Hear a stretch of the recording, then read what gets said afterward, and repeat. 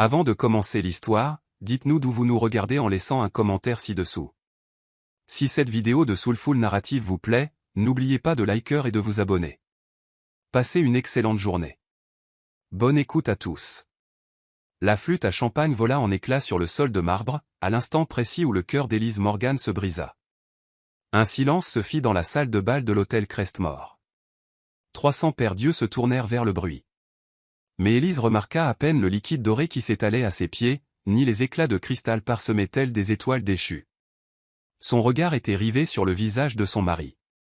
Roland Hay. L'homme qui lui avait promis l'éternité 7 ans plus tôt, se tenait là, à côté d'une blonde qui avait la moitié de son âge, sa main possessive en serrant sa taille. Mesdames et messieurs. La voix de Roland retentit dans la salle du gala de charité, captant l'attention avec cette même arrogance qui l'avait autrefois séduite. J'ai une annonce à faire. Les doigts d'Élise tremblèrent alors qu'elle s'agrippait au rebord de la table.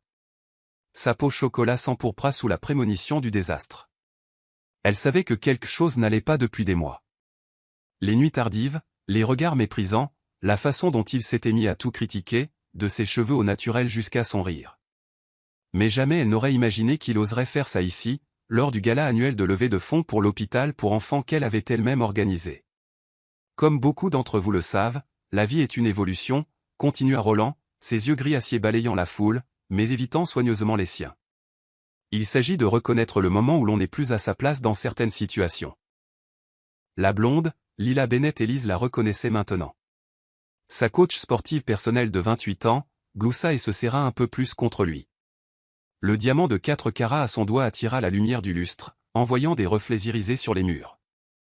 C'est pourquoi je suis ici pour annoncer qu'Élise et moi allons divorcer, dit-il, d'un ton aussi désinvolte que s'il annonçait un changement de programme pour le dîner. Et que Lila et moi sommes fiancés. La salle éclata en exclamations de stupeur et en chuchotements. Élise resta figée, sa dignité seule la maintenant debout. 7 ans de mariage réduit à un spectacle public. 7 ans à soutenir ses ambitions, à organiser ses dîners d'affaires, à jouer l'épouse parfaite, tout en mettant entre parenthèses ses propres aspirations de décoratrice d'intérieur.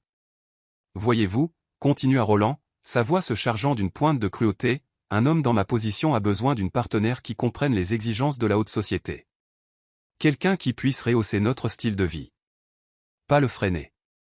Ces mots la transpercèrent tels les éclats de la flûte brisée. Willow Lane Carter, la galeriste devenue sa plus proche confidente, commença à fendre la foule pour la rejoindre. Mais Élise leva la main. Elle refusait d'être secourue. Pas ici. Pas comme ça. Élise est une femme adorable, dit Roland, la regardant enfin avec une sympathie feinte.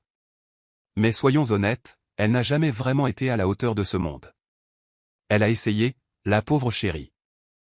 Mais certaines personnes sont simplement faites pour des choses plus simples. Le rire de Lila tinta, cristallin et cassant comme du verre brisé. Oh, Roland, tu es terrible, roucoula-t-elle, assez fort pour que toute l'assemblée l'entende. Point même si je suppose que ce qu'on dit sur la compatibilité est vrai. Les différences culturelles peuvent être tellement compliquées. Le sous-entendu racial n'échappa à personne. Élise sentit l'atmosphère de la salle basculer. Certains visages affichaient du dégoût face au comportement de Roland. D'autres, bien trop nombreux, hochaient la tête en signe d'approbation silencieuse. Elle avait toujours été la seule femme noire dans la plupart de ces cercles. Tolérée grâce au statut de Roland. Jamais véritablement acceptée. Vivian Brox, l'une des rares amies sincères qu'elle s'était faite, s'avança. Roland, ce n'est ni le moment, ni l'endroit. Au contraire, l'interrompit-il. La transparence est primordiale dans notre milieu. Je respecte trop Élise pour la laisser vivre dans l'illusion. Elle mérite de savoir que j'ai déjà lancé la procédure. Lila et moi nous marierons le mois prochain dans les Hantons. Vous êtes tous invités, évidemment. Élise retrouva alors sa voix, posée et claire, malgré les larmes qui menaçaient de couler. Tu as raison, Roland. Le silence retomba sur la salle. Je n'ai jamais été faite pour ton monde, poursuivit-elle, chaque mot soigneusement pesé. Parce que ton monde est bâti sur la cruauté déguisée en distinction.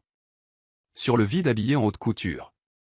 J'ai confondu ton attention avec de l'amour, et ton désir de possession avec une relation de couple. Elle saisit sa pochette sur la table, ses mouvements gracieux et délibérés. Mais tu m'as rendu un service ce soir. tu m'as libéré de cette prison où j'essayais d'être à la hauteur de quelqu'un qui n'a jamais su voir ma valeur. » Le visage de Roland s'empourpra. Il ne s'attendait pas à ce qu'elle réplique. Dans son scénario à lui, elle était censée s'effondrer. Supplier. Faire une scène qui justifierait son geste. Toujours dans le mélodrame, marmonna-t-il. C'est exactement de ça que je parle. Ce que tu veux dire, l'interrompit Élise, sa voix s'élevant avec une puissance tranquille, c'est que tu es un homme médiocre qui a besoin de rabaisser les autres pour se sentir grand. Profite de ta victoire, Roland. Profite de ta jeune mariée et de tes toasts au champagne. Mais sache une chose, un jour, tu chercheras de la profondeur et tu ne trouveras que la superficialité. Tu chercheras l'amour, et tu ne trouveras que des transactions. Elle se tourna vers Lila, dont l'expression arrogante venait de vaciller. Et toi, ma chérie? Profite bien de la bague. C'est la même qu'il a offerte à sa première femme. Il l'a fait remonter, évidemment. Mais la pierre centrale a un défaut. Une inclusion de carbone près de la griffe gauche. Il pensait que je ne l'avais jamais remarqué. Tout comme il pense que tu ne remarqueras jamais les appels qu'il passe à 2 heures du matin. Ni la façon dont il dévore des yeux des femmes plus jeunes dès que tu as le dos tourné. La main de Lila couvrit instinctivement la bague, son visage blêmissant. Élise se dirigea vers la sortie. Ses talons claquaient sur le marbre avec la précision d'un métronome. La foule s'écarta devant elle comme la mer Rouge. En passant devant Willow, son ami glissa, magnifique. Mais Élise l'entendit à peine. Elle était concentrée sur la seule tâche de mettre un pied devant l'autre. Atteindre la porte avant que les larmes ne jaillissent. Derrière elle, elle entendit Roland qui tentait de sauver la face, plaisantant sur les femmes trop émotives. Mais les rires furent forcés et rares. Le voiturier amena sa voiture. La modeste Lexus à propos de laquelle Roland s'était toujours plaint, disant qu'elle ne correspondait pas à leur statut. Elle aimait cette voiture. Achetée avec l'argent de son propre travail de décoratrice, avant leur mariage. Elle était à elle. Intacte. Pure de son influence. Tandis qu'elle s'éloignait de l'hôtel, les larmes coulèrent enfin. Pas seulement pour le mariage qui venait de se briser. Mais pour la femme qu'elle avait perdue en essayant de se fondre dans son monde à lui. Elle s'était défrisé les cheveux parce qu'il disait que les coiffures, au naturel, manquaient de professionnalisme. Elle avait étouffé son rire, jugé trop bruyant. Elle avait cessé de porter les couleurs vives qui la faisaient vibrer, parce qu'il la préférait en beige et en gris. Son téléphone vibrait sans arrêt. Des messages d'amis, supposa-t-elle. Offrant leur soutien ou cherchant des ragots. Elle les ignora tous, sauf un. Nora Ellis. Sa camarade de chambre de l'université, celle qui l'avait mise en garde contre Roland dès le début. Vient de voir les infos. Je saute dans un avion depuis Chicago. J'apporte le vin et les bons conseils. Élise gara sa voiture dans l'allée de la maison qu'elle devrait bientôt quitter.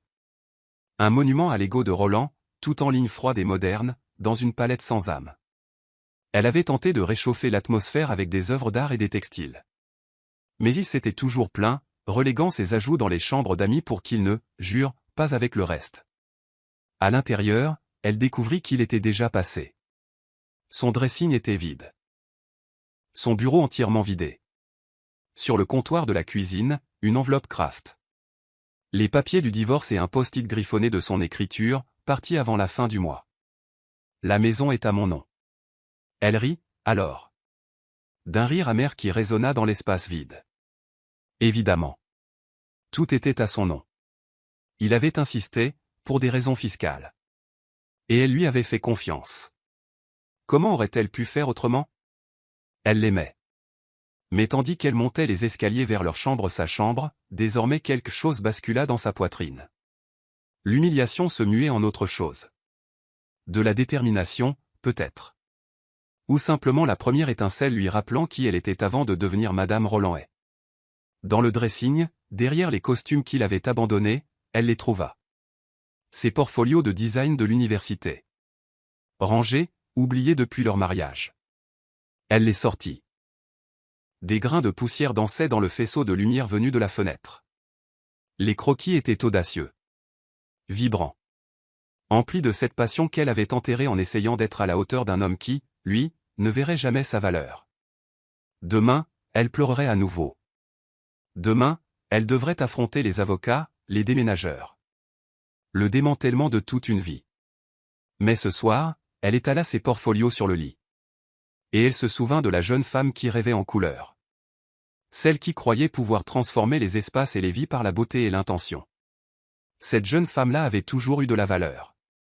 Chapitre 2. Élise se réveilla et découvrit que son humiliation avait été capturée, partagée et disséquée sur tous les réseaux sociaux avant même que son café du matin n'ait fini de couler. La vidéo de l'annonce de Roland était devenue virale pendant la nuit. Quelqu'un avait filmé l'intégralité du spectacle humiliant. Les commentaires allaient du soutien aux insultes cruelles. Mais ce fut le titre qui lui retourna l'estomac: un banquier d'affaires largue sa femme pour un mannequin plus jeune lors d'un gala de charité. Comme si cette année de mariage pouvait être réduite à un cliché de tabloïd. Elle se tenait dans la cuisine de son nouvel appartement. Un modeste 3 pièces à Brooklyn qui coûtait plus cher que le prêt immobilier de la plupart des gens. Elle essayait de ne pas le comparer aux penthouse de Manhattan qu'elle avait quitté. L'endroit était plus petit que le bureau à domicile de Roland, mais la lumière du matin qui filtrait par les fenêtres était honnête et chaude. Rien à voir avec l'éclairage design et froid sur lequel il avait insisté. Son téléphone sonna. L'avocate spécialisée en divorce, J. Parker, une femme brillante que Vivian Brox lui avait recommandée. J'ai examiné le contrat de mariage, dit Jade sans préambule. Il est en béton armé. Vous obtiendrez le montant spécifié, $50 000, et rien de plus. Il a tout gardé à son nom.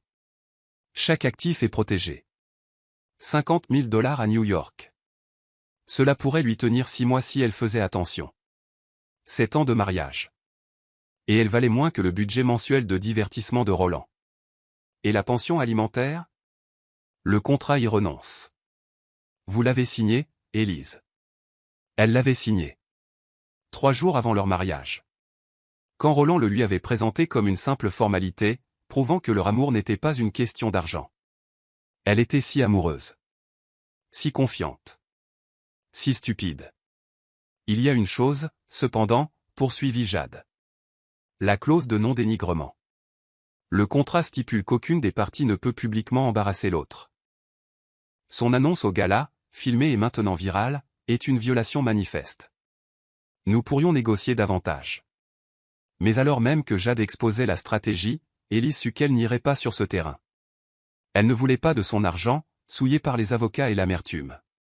Elle voulait reconstruire, selon ses propres termes.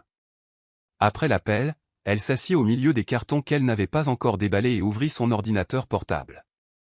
Son site web de design, en sommeil depuis 3 ans, la fixait. Roland l'avait convaincue de fermer son entreprise après leur mariage. Pourquoi ma femme aurait-elle besoin de travailler? Avait-il dit, faisant passer cela pour un cadeau plutôt que pour une cage. Elle mit à jour son portfolio, les doigts tremblants. Elle téléchargea des photos des quelques projets qu'elle avait réussi à réaliser en secret. Des chambres d'enfants pour des amis.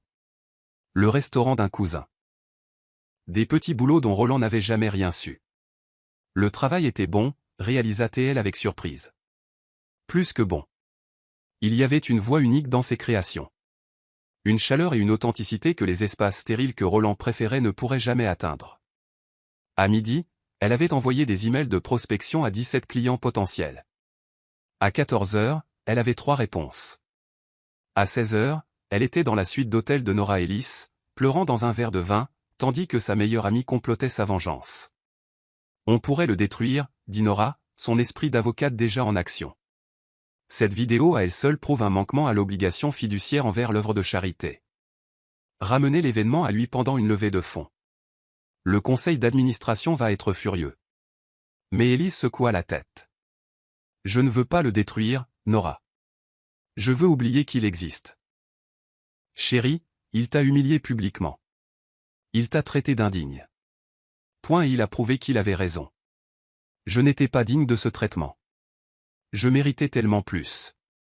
Nora étudia le visage de son amie, y voyant quelque chose de nouveau sous la douleur. Tu es différente. Je me souviens de qui j'étais. Avant de devenir ce qu'il voulait que je sois. Ce soir-là, seule dans son appartement, Élise trouva le courage de vérifier ses emails professionnels. 14 nouvelles demandes étaient arrivées. La plupart faisaient référence à la vidéo. J'ai vu ce qui s'est passé, écrivait l'un. Quiconque garde autant de dignité mérite ma clientèle.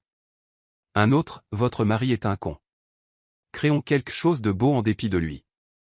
Mais c'est le dernier email qui fit s'arrêter son cœur. Madame Morgan, j'ai un projet de restauration qui nécessite quelqu'un avec votre sensibilité particulière à l'espace et à sa signification. La bibliothèque du domaine Crestmore a besoin d'une refonte complète. Si vous êtes intéressé, veuillez me rencontrer à la Morgan Librairie, jeudi à 14 h. C'est Thornton, domaine Crestmore. Même Roland avait été impressionné par les invitations à cet endroit. La vieille fortune. Le genre qui n'a pas besoin de s'annoncer. Le genre qui regardait Roland comme s'il faisait partie du papier peint lors des rares événements auxquels ils avaient assisté. Elle chercha, c'est Thornton, sur Google et ne trouva presque rien. Quelques mentions dans des œuvres de charité. Pas de photos. Pas de réseaux sociaux. La vieille fortune, en effet. Jeudi arriva trop vite. Elle se tenait devant la Morgan Librairie dans sa plus belle robe restante. Un violet profond que Roland avait détesté, disant que c'était trop ethnique. Elle l'adorait précisément pour cette raison. Pour la façon dont il faisait rayonner sa peau sombre. Pour la façon dont il annonçait sa présence au lieu de s'en excuser. À l'intérieur, elle erra dans la collection de livres rares, se perdant dans la beauté des manuscrits anciens et des reliures en cuir ouvragé. C'était cela que Roland n'avait jamais compris. Le vrai luxe n'était pas une question de prix, mais d'histoire, d'artisanat, d'héritage. Vous appréciez les belles choses. La voix venait de derrière elle, profonde et cultivée, mais sans la prononciation affectée que Roland avait adoptée. Elle se retourna et vit un homme d'une quarantaine d'années, grand et mince, avec des cheveux poivre et sel et des yeux de la couleur du whisky vieilli. Son costume était cher, mais porté avec la nonchalance de quelqu'un qui n'avait rien à prouver. « Monsieur Thornton ?» Cédric, dit-il en lui tendant la main. Sa poignée de main était ferme, mais douce. « Merci d'être venu. Votre email était intrigant. Le domaine Crestmore était la maison de la famille de ma mère. Elle est décédée il y a 2 ans, et je trouve enfin le courage de m'occuper de sa bibliothèque. Elle a besoin de quelqu'un qui comprend que les espaces détiennent des souvenirs, quelqu'un qui peut honorer le passé tout en créant quelque chose de nouveau. Ils marchèrent dans le musée tout en parlant, et Élise se sentit se détendre. Il posait des questions intelligentes sur son travail, ses influences, sa philosophie du design. Pas une seule fois il ne mentionna la vidéo, ni Roland, ni le scandale qui l'avait rendu brièvement tristement célèbre. La bibliothèque est vaste, prévint-il. 12 000 volumes, certains datant du XVIe siècle. La pièce elle-même n'a pas été rénovée depuis 1962. J'adore les défis.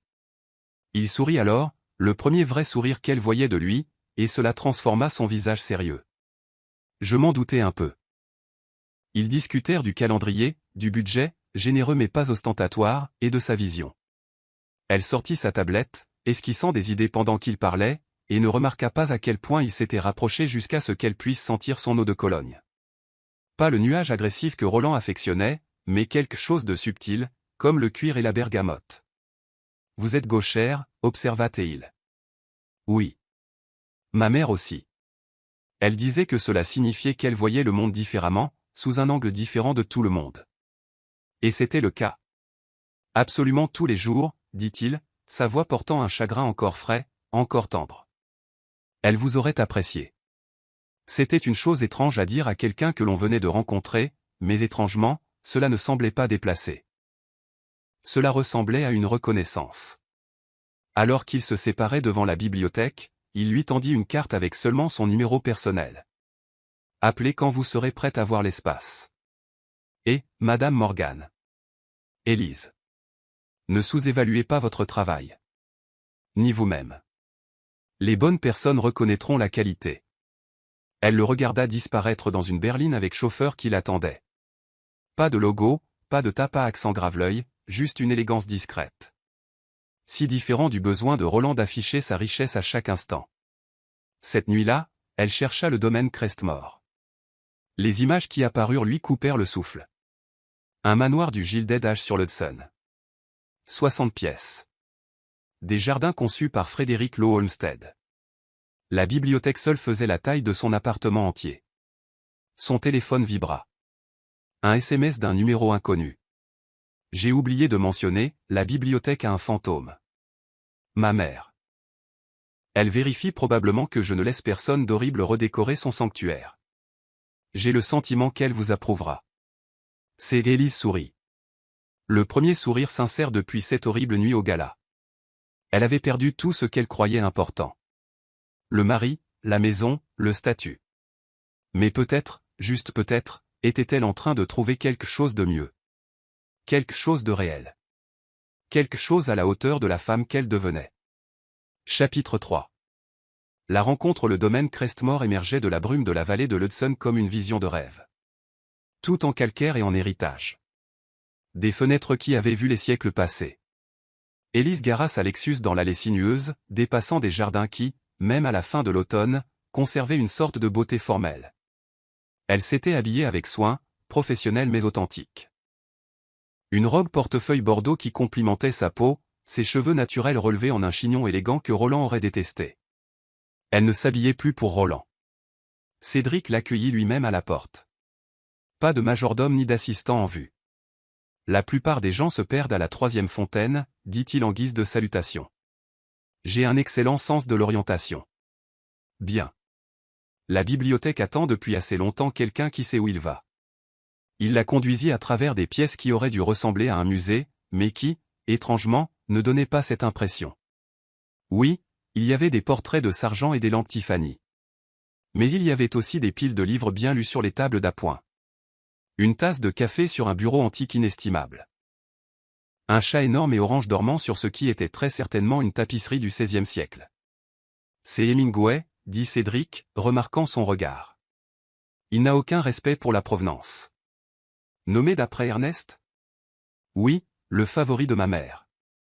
Elle disait que tout chat assez prétentieux pour dormir sur de l'art de la Renaissance méritait un nom littéraire. La bibliothèque, quand ils l'atteignirent, lui coupa le souffle. 2 étages d'étagères intégrées, un plafond à caissons avec des détails peints à la main, des fenêtres aux vitres plombées qui transformaient la lumière de l'après-midi en joyaux. Mais il avait raison. Elle était figée en 1962. Tout en acajou lourd et en papier peint vert oppressant. Les livres même étaient presque invisibles dans la pénombre. C'est magnifique, souffla-t-elle. C'est un mausolée. Sa voix portait à la fois frustration et chagrin. Mère avait toujours l'intention de la restaurer. Mais après la mort de père, elle a dit que cela lui semblait mal de changer quoi que ce soit. Puis elle est tombée malade, et... Il s'interrompit, passant la main sur une étagère poussiéreuse. Je veux qu'elle revive. Qu'elle redevienne un endroit où les gens ont envie de lire. Pas seulement un endroit où l'on stocke des livres comme des artefacts. Élise se déplaça lentement dans l'espace, touchant les surfaces, testant la lumière, voyant déjà les possibilités. La structure est extraordinaire. Nous avons juste besoin de la laisser respirer. Des couleurs claires, un éclairage stratégique. Peut-être ouvrir certaines de ces étagères pour créer des coins lecture. Elle sortit sa tablette et commença à dessiner, oubliant sa présence jusqu'à ce qu'elle le sente regarder par-dessus son épaule. Vous le voyez, dit-il doucement. Pas ce que c'était, ni ce que ça devrait être, mais ce que ça pourrait être. C'est mon travail. Non, c'est votre don. Elle leva les yeux et le surprit en train de la regarder avec une intensité qui fit s'accélérer son pouls. Elle recula, restaurant la distance professionnelle. Je devrais prendre des mesures. Bien sûr. Je vous laisse travailler. La gouvernante, Madame Lynn, est dans les parages si vous avez besoin de quoi que ce soit. Je serai dans mon bureau. Il s'arrêta sur le seuil. Prenez votre temps. Mère disait toujours que les meilleures choses ne peuvent pas être précipitées. Seule dans la vaste pièce, Élise se perdit dans le travail. Elle mesura et photographia, prit des notes sur les lignes de mire et la circulation. Elle était debout sur l'échelle roulante, examinant les étagères supérieures, quand elle entendit un bruit en bas. Hemingway avait renversé son café. Madame Lynn le lui avait apporté sans qu'on le lui demande, et le contenu se répandait sur ses croquis. Elle descendit précipitamment, mais Cédric apparut le premier, attrapant des serviettes en papier de quelque part, s'agenouillant à côté d'elle pour sauver son travail. « Je suis tellement désolé, dit-il, fusillant du regard le chat, qui semblait totalement impénitent. Hemingway a des opinions bien arrêtées sur les gens. Généralement négatives. En fait, je crois qu'il l'a renversé vers les feuilles blanches. Regardez, mes croquis vont bien. Ils étaient tous les deux à genoux, leurs visages proches alors qu'ils examinaient les dessins sauvés. Elle pouvait voir les paillettes dorées dans ses yeux bruns, la façon dont ses cheveux bouclaient légèrement sur son col. « Vous avez raison, dit-il, mais il ne regardait plus les croquis. Hemingway pourrait bien vous apprécier. C'est sans précédent. » Le moment s'étira entre eux, chargé de possibilités. Puis son téléphone sonna. La sonnerie de Roland, car elle n'avait pas encore pris la peine de la changer. Le charme se rompit. « Je devrais. » Elle se leva rapidement, refusant l'appel. Bien sûr. Il se leva également, la distance professionnelle restaurée, mais quelque chose de nouveau dans ses yeux. Je devrais mentionner. J'aimerais que vous sélectionniez certains des livres pour la nouvelle conception. Pas les éditions rares, bien sûr, mais Mère a accumulé des milliers de volumes qui pourraient être mieux organisés. Cela vous intéresserait-il? Je suis décoratrice d'intérieur, pas bibliothécaire. Vous êtes quelqu'un qui comprend que les livres sont plus que des objets. C'est ce dont j'ai besoin. Elle pensa à ses propres livres, toujours dans des cartons dans son appartement, attendant des étagères qu'elle ne pouvait pas encore s'offrir. D'accord. Bien. Pouvez-vous revenir samedi? Nous pourrions passer la journée à parcourir la collection. Samedi. Pas un jour de travail. Mais la façon dont il le demandait, prudent et plein d'espoir, indiquait clairement que cela restait professionnel. Principalement. Samedi, ça me va. Il la raccompagna à sa voiture, Hemingway traînant derrière eux comme un chaperon félin. Votre mari, dit soudainement Cédric. C'est un imbécile. Elle s'était demandé quand le sujet viendrait. Tout le monde connaissait la vidéo maintenant. Ex-mari. Ou bientôt. C'est quand même un imbécile. Vous ne me connaissez pas assez bien pour dire ça. Je sais que vous avez passé 3 heures dans cette bibliothèque et que vous n'avez jamais mentionné une seule fois la Bible de Gutenberg sur la 3e étagère. Vous étiez plus intéressé par le fauteuil de lecture près de la fenêtre, par la façon dont la lumière tomberait sur les mains de quelqu'un tournant les pages. Cela me dit tout ce que j'ai besoin de savoir sur vos priorités. Il y a une Bible de Gutenberg? Son rire fut riche et inattendu. 2e étagère, en fait. Mais vous venez de prouver ce que je disais. Alors qu'elle s'éloignait, regardant la maison disparaître dans son rétroviseur, son téléphone sonna à nouveau. Cette fois, elle répondit. Enfin. La voix de Roland, irritée et impatiente. J'ai besoin que tu signes des papiers pour la vente de la maison. Demande à ton avocat de les envoyer au mien. Ne sois pas difficile, Élise. Je sais que tu n'es pas occupée avec tes petits boulots de design. Le mépris dans sa voix lorsqu'il dit « petit boulot de design » lui fit serrer le volant. En fait, je suis très occupé. Je travaille sur le domaine Crestmore. Silence. Puis, c'est impossible. Au revoir, Roland. Elle raccrocha au nez de ses protestations, ressentant une satisfaction qui était probablement mesquine, mais définitivement méritée. Laissez-le s'interroger. Laissez-le réaliser que peut-être, juste peut-être, elle n'avait jamais eu besoin de lui pour être digne de respect. Samedi arriva, gris et brumeux, le genre de temps qui donnait au domaine l'allure de quelque chose sorti d'un roman gothique. Madame Lynn la laissa entrer avec un sourire entendu. Monsieur Thornton est dans la bibliothèque. Il y est depuis l'aube, à trier des livres. Je ne l'ai pas vu aussi investi dans quelque chose depuis. Eh bien, depuis longtemps. Elle le trouva entouré de tours de livres, des lunettes de lecture perchées sur son nez. Complètement absorbé par un volume relié en cuir. Il avait l'air plus jeune, moins sur la défensive. Heureux. De la poésie, devina-t-elle. Il leva les yeux, son sourire gêné mais sincère. Mon vice secret. Mère m'a contaminé très tôt. Écoutez ça. Parle-moi du désespoir, le tien, et je te parlerai du mien. Pendant ce temps, le monde continue. Marie Oliver. Ses sourcils se haussèrent. Vous connaissez. Wild Geese. Ça m'a aidé à traverser des moments sombres. Elle ne mentionna pas que ces moments sombres incluaient mardi dernier. Moi aussi. Il posa le livre avec précaution. Commençons. Ils travaillèrent côte à côte pendant des heures, parlant à peine, mais à l'aise dans le silence. Elle apprit son système, garder. Donner. Réparer. Il a pris le sien, organisé par sentiment plutôt que par ordre alphabétique. Créer des conversations entre les livres plutôt que des catégories rigides. Vous mettez Hemingway à côté de Morrison, observa-t-il à un moment donné. Ils vont ensemble. La mort de l'illusion. Et moi qui pensais que c'était parce qu'ils parlent tous les deux d'hommes détruits par leur obsession pour les mauvaises femmes. Elle le regarda vivement, mais son expression était innocente. Trop innocente. Vous psychanalysez mon rangement de livres? L'idée ne me viendrait pas à l'esprit. Au fil de la journée, ils parlèrent plus librement. Elle apprit que sa mère avait été avocate pour les droits civiques dans les années 60, l'une des seules femmes de son cabinet. Il apprit que sa grand-mère avait été une couturière qui habillait l'élite de Harlem, que son amour des textiles venait de la magie qu'elle avait vue naître sous ses mains habiles. C'est pour ça que vous l'avez épousée? Demanda soudainement Cédric, puis il parut horrifié. Je suis désolé, ça ne me... Ce n'est rien. Elle réfléchit à sa réponse. Je l'ai épousé parce qu'il semblait offrir la stabilité. La sécurité. Mon père est parti quand j'avais 12 ans, et je pensais que quelqu'un comme Roland, quelqu'un d'aussi agressivement permanent, ne pourrait jamais disparaître. Mais il l'a fait quand même. Ça a juste pris plus de temps et fait plus mal. Ils étaient assis par terre à ce moment-là, entourés de livres, partageant un repas chinois à emporter que Madame Lin avait mystérieusement fait apparaître. Ma femme m'a quitté pour mon associé, dit doucement Cédric. Il y a 5 ans. Elle a dit que j'étais trop absorbé par mon travail, trop distant. Elle avait raison. Je suis désolé.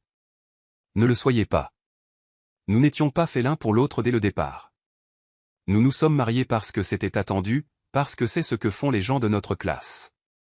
C'est une terrible raison de lier sa vie à quelqu'un. Quelle est la bonne raison? Il resta silencieux si longtemps qu'elle pensa qu'il n'allait pas répondre. Puis, quand être avec cette personne fait de vous davantage vous-même, et non moins. Quand elle voit qui vous êtes vraiment, et qu'elle choisit de rester malgré tout. Leurs regards se croisèrent par-dessus les livres éparpillés, et quelque chose changea dans l'air entre eux. Pas de l'attirance, cela avait été là dès le début. Mais de la reconnaissance. De la compréhension. Son téléphone vibra. Un texto de Nora. Ça va? Roland n'arrête pas de m'appeler, il essaie de te trouver. La réalité s'imposa. Elle se leva, époussetant son jean. Je devrais y aller. Bien sûr. Il se leva aussi, puis hésita. Élise. Je devrais vous le dire. Je n'ai pas l'habitude. Je veux dire, je vous ai engagé pour votre talent. Pas, je sais. Point mais je. Je sais. Ça aussi. Il sourit, d'un air à la fois triste et enfantin. Ma mère disait toujours que j'étais transparent comme du verre. Elle avait l'air merveilleuse. Elle l'était. Elle vous aurait. Il s'arrêta, secoua la tête. Samedi. Même heure? C'est un rendez-vous. Les mots lui échappèrent avant qu'elle ne puisse les retenir. Je veux dire. Je sais ce que vous voulez dire. Et il le savait. En rentrant chez elle, elle pensa à la reconnaissance. Au fait de voir et d'être vue. Roland l'avait regardée chaque jour pendant 7 ans et ne l'avait jamais vraiment vue. Cédric la connaissait depuis 2 semaines et, d'une manière ou d'une autre, il voyait tout. Cela la ravissait. Cela la terrifiait. Et cela ressemblait à un retour à la maison. Chapitre 4. L'éclosion lente. La première neige de l'hiver tomba le jour où Élise découvrit que Cédric Thornton n'était pas celui qu'elle croyait. Cela faisait 6 semaines qu'elle travaillait à la bibliothèque de Crestmore. Leur samedi avait évolué en une routine confortable. Il l'aidait à trier les livres le matin. Ils déjeunaient ensemble. Puis elle travaillait sur les plans d'aménagement pendant qu'il lisait dans un coin, offrant occasionnellement des réflexions étonnamment perspicaces pour quelqu'un qui prétendait ne rien connaître à la décoration d'intérieur. « Vous avez de la peinture dans les cheveux », dit-il ce samedi-là, tendant la main vers elle avant de se raviser. « Puis-je » Elle hocha la tête, et ses doigts furent doux tandis qu'il trouvait la mèche de verre sauge qu'elle avait testée sur les murs. Son contact s'attarda un instant de trop, et elle le sentit partout. Mieux. Parfait, réussit-elle à dire, bien qu'elle ne parlait pas de ses cheveux. Il dansait autour de cela depuis des semaines. La distance prudente, les silences chargés de sens, la façon dont ils trouvaient des excuses pour se tenir juste un peu trop près lorsqu'ils examinaient des échantillons de couleurs ou des dos de livres. Elle se disait que ce n'était rien, qu'elle imaginait la façon dont ses yeux la suivaient, la façon dont tout son comportement s'adoucissait quand elle entrait dans une pièce. Puis Madame Lynn apparut avec un plateau de thé et une expression inquiète.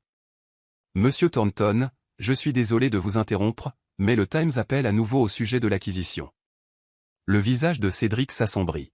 « Dites-leur pas de commentaires. »« Quelle acquisition ?» demanda Élise après le départ de Madame Lynn. Il hésita. « Ce n'est rien. Des affaires. » Mais plus tard, quand il sortit pour prendre un appel, elle fit une recherche Google digne de ce nom sur lui pour la première fois. Elle l'avait évité jusqu'à présent, voulant le connaître tel qu'il était, et non tel qu'Internet le présentait. Les résultats lui firent l'effet d'un coup de poing dans l'estomac.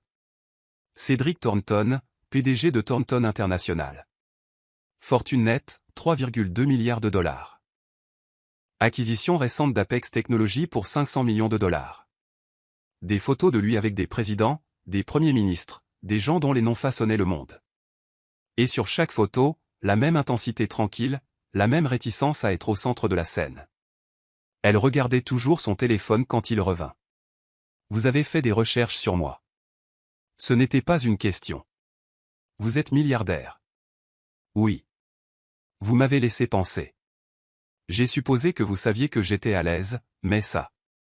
Est-ce que ça aurait changé quelque chose? Elle voulait dire non, mais ils savaient tous les deux que oui. Elle se serait enfuie, terrifiée à l'idée d'échanger une cage contre une autre, un homme qui la voyait comme un accessoire pour un autre. « Je suis toujours juste moi, dit-il doucement. L'homme qui ne sait pas classer les livres par ordre alphabétique, qui lit de la poésie quand il n'arrive pas à dormir, et qui vous regarde travailler parce que vous êtes la personne la plus fascinante que j'ai jamais rencontrée. Cédric, je sais que vous n'êtes pas prête. Je sais que vous êtes encore en train de guérir. Je ne demande rien, sauf de continuer à faire partie de vos samedis. Le reste, l'argent, les affaires. Ça n'a pas d'importance. Pas ici. Elle regarda autour d'elle la bibliothèque, leur sanctuaire, et fit un choix. Montrez-moi votre poème préféré. Son sourire fut une réponse suffisante. Ils s'installèrent sur la banquette près de la fenêtre, celle qu'il avait insisté pour qu'elle intègre dans le design, et il sortit un volume usé de Rumi, lisant de sa voix calme tandis que la neige tombait dehors. Elle se surprit à regarder ses mains, la façon dont elle berçait le livre comme quelque chose de précieux. « Vous n'écoutez pas » dit-il sans lever les yeux. « J'écoute autre chose. » Leurs regards se croisèrent, et l'air entrecrépita. Il posa le livre lentement, sa main venant se poser près de la sienne sur le coussin. Sans la toucher, mais assez près pour qu'elle puisse sentir sa chaleur. Élise. Son téléphone brisa l'instant. L'avocat de Roland. Les papiers du divorce nécessitaient une autre signature. La réalité revenait en force. « Je devrais y aller » dit-elle. « Restez. » Le mot était doux mais urgent. « Pas pour. » « Restez, c'est tout. Finissez votre travail. Laissez-moi vous ramener plus tard. Les routes vont être terribles. » Elle resta. Alors que l'après-midi fondait dans le soir, ils travaillèrent dans un silence complice. Elle le surprenait parfois à la regarder, son expression douce et sans défense. Une fois, en lui apportant du thé, ses doigts effleurèrent les siens, et aucun d'eux ne se retira immédiatement. « Parlez-moi de votre projet de rêve, » dit-il alors qu'ils étaient assis près du feu que Madame Lynn avait allumé. « Si vous pouviez concevoir n'importe quoi. »« Un centre communautaire, » dit-elle sans hésiter. « Beau mais fonctionnel. Un endroit où les enfants pourraient découvrir l'art, où les adultes pourraient suivre des cours, et où tout le monde aurait le sentiment d'appartenir à quelque chose. » Pourquoi ça? Parce que la beauté ne devrait pas être réservée aux gens qui peuvent se la payer. Parce que tout le monde mérite des espaces qui leur donnent le sentiment d'avoir de la valeur. Il resta silencieux si longtemps qu'elle se demanda si elle avait dit quelque chose de mal. Puis, « Ma mère vous aurait adoré. » Vous n'arrêtez pas de dire ça. Parce que ça n'arrête pas d'être vrai. La neige tombait plus fort maintenant, et Madame Lynn apparut pour annoncer que les routes étaient officiellement dangereuses. « J'ai préparé la chambre d'amis bleus, Miss Morgan. » La protestation d'Élise mourut devant l'expression de Cédric, à la fois pleine d'espoir et terrifiée. « Juste par sécurité, dit-il. Je serai dans mon aile, c'est complètement séparé. Madame Lin vous donnera tout ce dont vous avez besoin. Elle accepta, se disant que c'était purement pratique. La chambre d'amis était magnifique, tout en bleu doux et crème, avec une vue sur les jardins enneigés. Madame Lin lui avait laissé des articles de toilette et une sélection de vêtements qui, mystérieusement, lui allaient parfaitement. Elle ne parvenait pas à dormir. La maison était trop silencieuse, trop pleine de possibilités. Finalement, elle se glissa à nouveau jusqu'à la bibliothèque, pour y trouver Cédric, lisant à la lueur d'une lampe. « Vous n'arrivez pas à dormir non plus » demanda-t-il. Trop de silence. Je sais ce que vous voulez dire. Mère disait que les maisons vides résonnent de ce qui aurait pu être. Elle s'assit en face de lui, repliant ses pieds sous elle. Qu'est-ce qui aurait pu être pour vous? Avant? Une vie de mariage convenable, de réunions de conseil d'administration, et une mort lente par manque de sens. Maintenant? Il la regarda directement. Maintenant, je pense à ce qui pourrait être. Cédric. Je sais. Trop tôt. Trop. Mais. Élise. J'ai besoin que vous sachiez que ce n'est pas une question de conquête, ou de remplacement, ou de toutes ces choses que font les hommes comme votre ex-mari. C'est juste l'histoire d'un homme qui a vécu dans l'ombre et qui trouve quelqu'un qui apporte la lumière. Je ne suis pas la lumière. Je suis brisé et amer. Et vous vous reconstruisez. Il y a une différence. Et vous m'apprenez à me reconstruire, moi aussi. Elle voulait fuir. Elle voulait rester. Elle voulait des choses qu'elle n'était pas prête à vouloir. Lisez-moi quelque chose, dit-elle à la place. Quelque chose qui ne fait pas mal. Il lui lut du S jusqu'à ce que ses yeux s'alourdissent, sa voix se mêlant à ses rêves. Quand elle se réveilla, elle était couverte d'un plaid en cachemire, et il était parti. Mais il y avait une note. La beauté n'est pas réservée à ceux qui peuvent se la payer. Merci de me l'avoir rappelé. Le samedi suivant, elle trouva des plans sur le bureau de la bibliothèque. Les plans d'un centre communautaire à Brooklyn, le quartier où elle vivait maintenant. Son nom était inscrit comme architecte d'intérieur principal. Qu'est-ce que c'est? Une proposition. À faire, uniquement. Il leva les mains devant son expression. La fondation a besoin d'un projet. Vous avez besoin d'un projet de rêve. Sans condition. Il y a toujours des conditions. Pas cette fois. Votre vision. Vos décisions. Je ne suis que le chéquier. Elle étudia les plans, vit le potentiel, sentit le dangereux espoir monter. Pourquoi? Parce que vous avez raison. Tout le monde mérite de beaux espaces. Et parce que vous regardez les créer. Il s'arrêta, une rougeur montant à ses joues. Parce que c'est la bonne chose à faire. Elle savait qu'il y avait plus. Elle le voyait dans la façon dont il la regardait, la façon dont ses mains tremblaient légèrement alors qu'il lui montrait les plans. Cet homme qui commandait des conseils d'administration et façonnait des industries, tremblant parce qu'elle se tenait assez près pour sentir son eau de Cologne. Je vais y réfléchir. C'est tout ce que je demande. Mais cette nuit-là, allongée dans son petit appartement en pensant au plan, elle réalisa que ce n'étaient pas les affaires qui lui faisaient peur. C'était la façon dont Cédric Thornton la regardait comme si elle était déjà entière, alors qu'elle se sentait encore en 1000 morceaux. La façon dont il lui offrait ses rêves sans rien demander en retour. Roland avait tout pris et appelait ça de l'amour. Cédric offrait tout et appelait ça rien. Elle ne savait pas lequel était le plus dangereux. Son téléphone vibra. Un SMS d'un numéro inconnu, mais elle reconnut immédiatement la formulation élégante. La bibliothèque semble vide sans vous pour débattre du placement des livres. Hemingway est d'accord.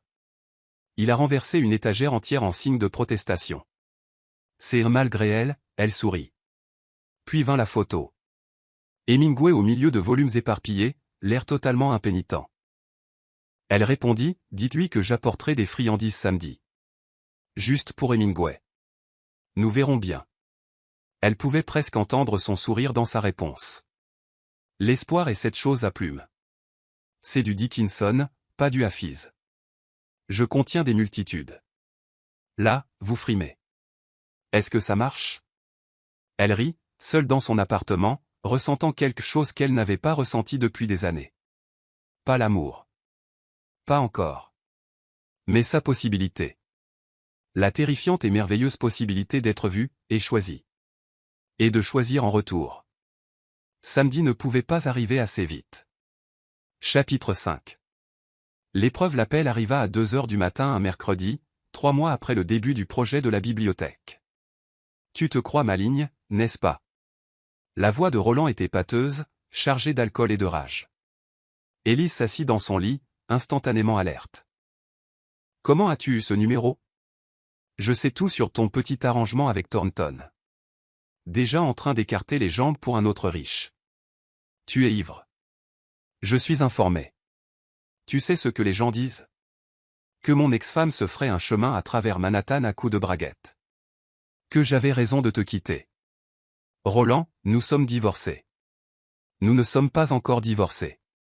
Les papiers ne sont pas finalisés avant un autre mois. Et je refuse de te laisser m'embarrasser comme ça. La ligne coupa. Elle ne dormit pas du reste de la nuit. Ces mots empoisonnant chaque bon sentiment qu'elle avait réussi à construire. Croqueuse de diamants. L'accusation piquait parce qu'elle savait que d'autres le penseraient aussi. Une femme noire qui quitte un homme blanc riche pour un autre encore plus riche. L'image était dévastatrice. Au matin, elle avait pris une décision. Elle appela le bureau de Cédric. Elle ne l'appelait jamais directement pendant la semaine, maintenant leurs limites professionnelles. J'ai besoin de prendre du recul par rapport au projet, dit-elle quand il répondit, l'inquiétude claire dans sa voix. Que s'est-il passé? Rien. C'est juste. J'ai besoin de me concentrer sur d'autres clients. Élise, parlez-moi. Il n'y a rien à dire. J'enverrai mon assistante finir les mesures. Je ne veux pas de votre assistante. Je veux. Il s'arrêta. J'arrive. Non, ne. Mais 1 heure plus tard, il était à sa porte, l'air plus ébouriffé qu'elle ne l'avait jamais vu. Son sang-froid habituel était fissuré. Dites-moi ce qu'il a dit. Je ne sais pas de quoi. Roland. Il t'a appelé. Simon l'a vu dans un bar hier soir, en train de délirer sur toi et moi. Qu'est-ce qu'il a dit? Elle se détourna.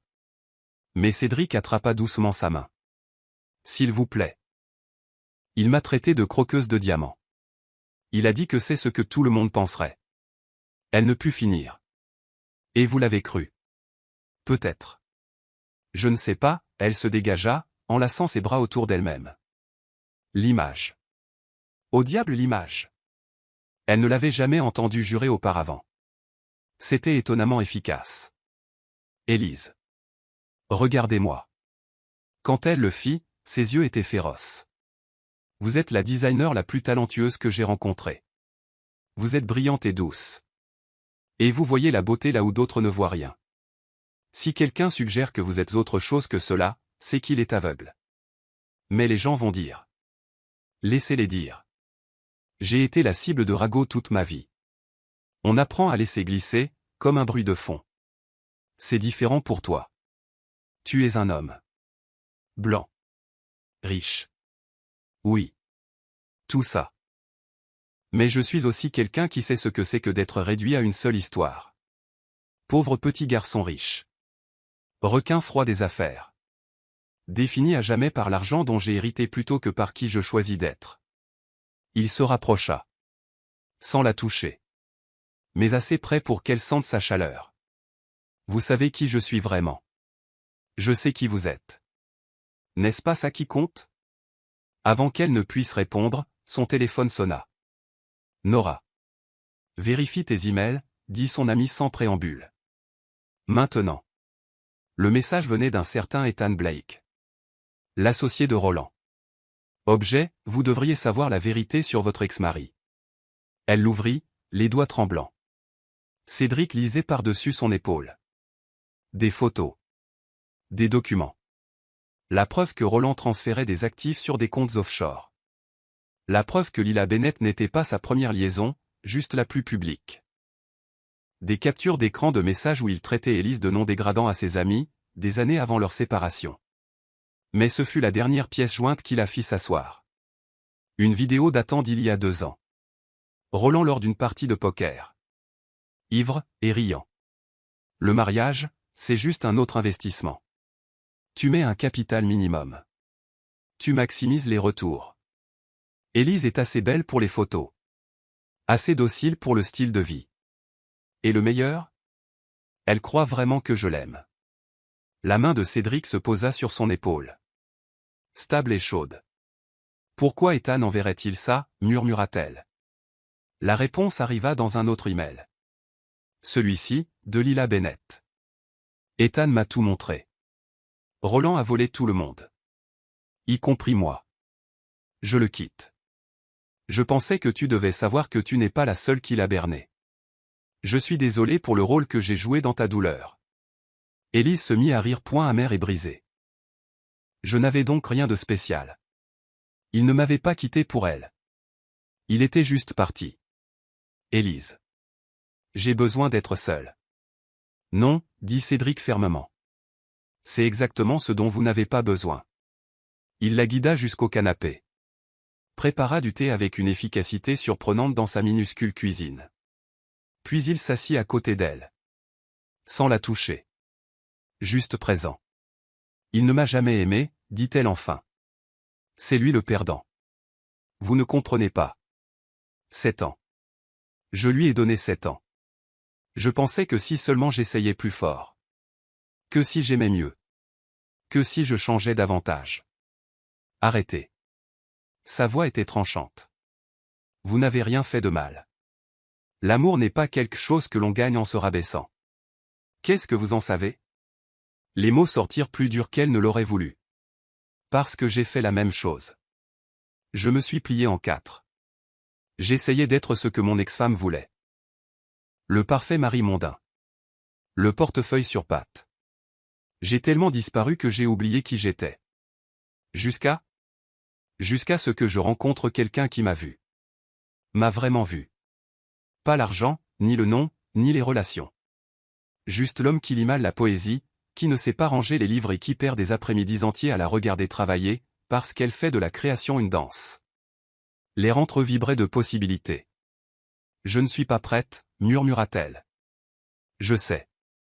Je ne le serai peut-être jamais. J'attendrai. Ce n'est pas juste pour vous. L'espoir est toujours juste. Son téléphone sonna de nouveau. Cette fois, c'était Simon Crestmore, l'assistant de Cédric. Sa voix, d'habitude calme, était paniquée. Monsieur Thornton est avec vous? Il y a une situation. Cédric prit le téléphone, son visage s'assombrissant à mesure qu'il écoutait. Je m'en occupe. Qu'est-ce qui ne va pas? Roland. Il est au domaine. Il exige de me voir. Il fait un esclandre. Oh. Mon Dieu. Cédric. Je suis tellement désolé. Venez avec moi. Quoi? Venez avec moi. Affrontez-le. Montrez-lui qu'il n'a plus aucun pouvoir sur vous. Elle voulut refuser. Se cacher. S'enfuir. Mais quelque chose dans les yeux de Cédric la confiance, peut-être, ou la foi la fit acquiescer. Le trajet jusqu'au domaine fut silencieux, mais la main de Cédric trouva la sienne sur la console et elle ne la retira pas. Ils entendirent Roland avant de le voir, sa voix portant à travers le parc. Je sais que tu es là-dedans, Thornton. Trop lâche pour m'affronter. Il se tenait près de la fontaine, débraillé comme elle ne l'avait jamais vu, son image parfaite se fissurant. Quand il les vit approcher ensemble, son visage vira au violet. Salope, cracha-t-il à Élise. Cédric s'avança, mais Élise lui attrapa le bras. Non, c'est à moi de gérer ça. Elle marcha vers son ex-mari, se souvenant d'une autre confrontation des mois auparavant, où elle avait dû maintenir sa dignité pendant qu'il la détruisait publiquement. Cette fois, c'était différent. Cette fois, elle n'était pas à lui, pas à détruire. Tu es ivre, Roland. Rentre chez toi. Chez moi? Tu veux dire l'appartement que je loue? Parce que cette Lila m'a plumé. Ou peut-être que tu parles du bureau que j'ai perdu parce qu'Ethan a révélé mes détournements de fonds. L'empire s'effondrait donc. Elle ne ressentit rien, ni satisfaction, ni pitié, rien. Cela n'a rien à voir avec moi.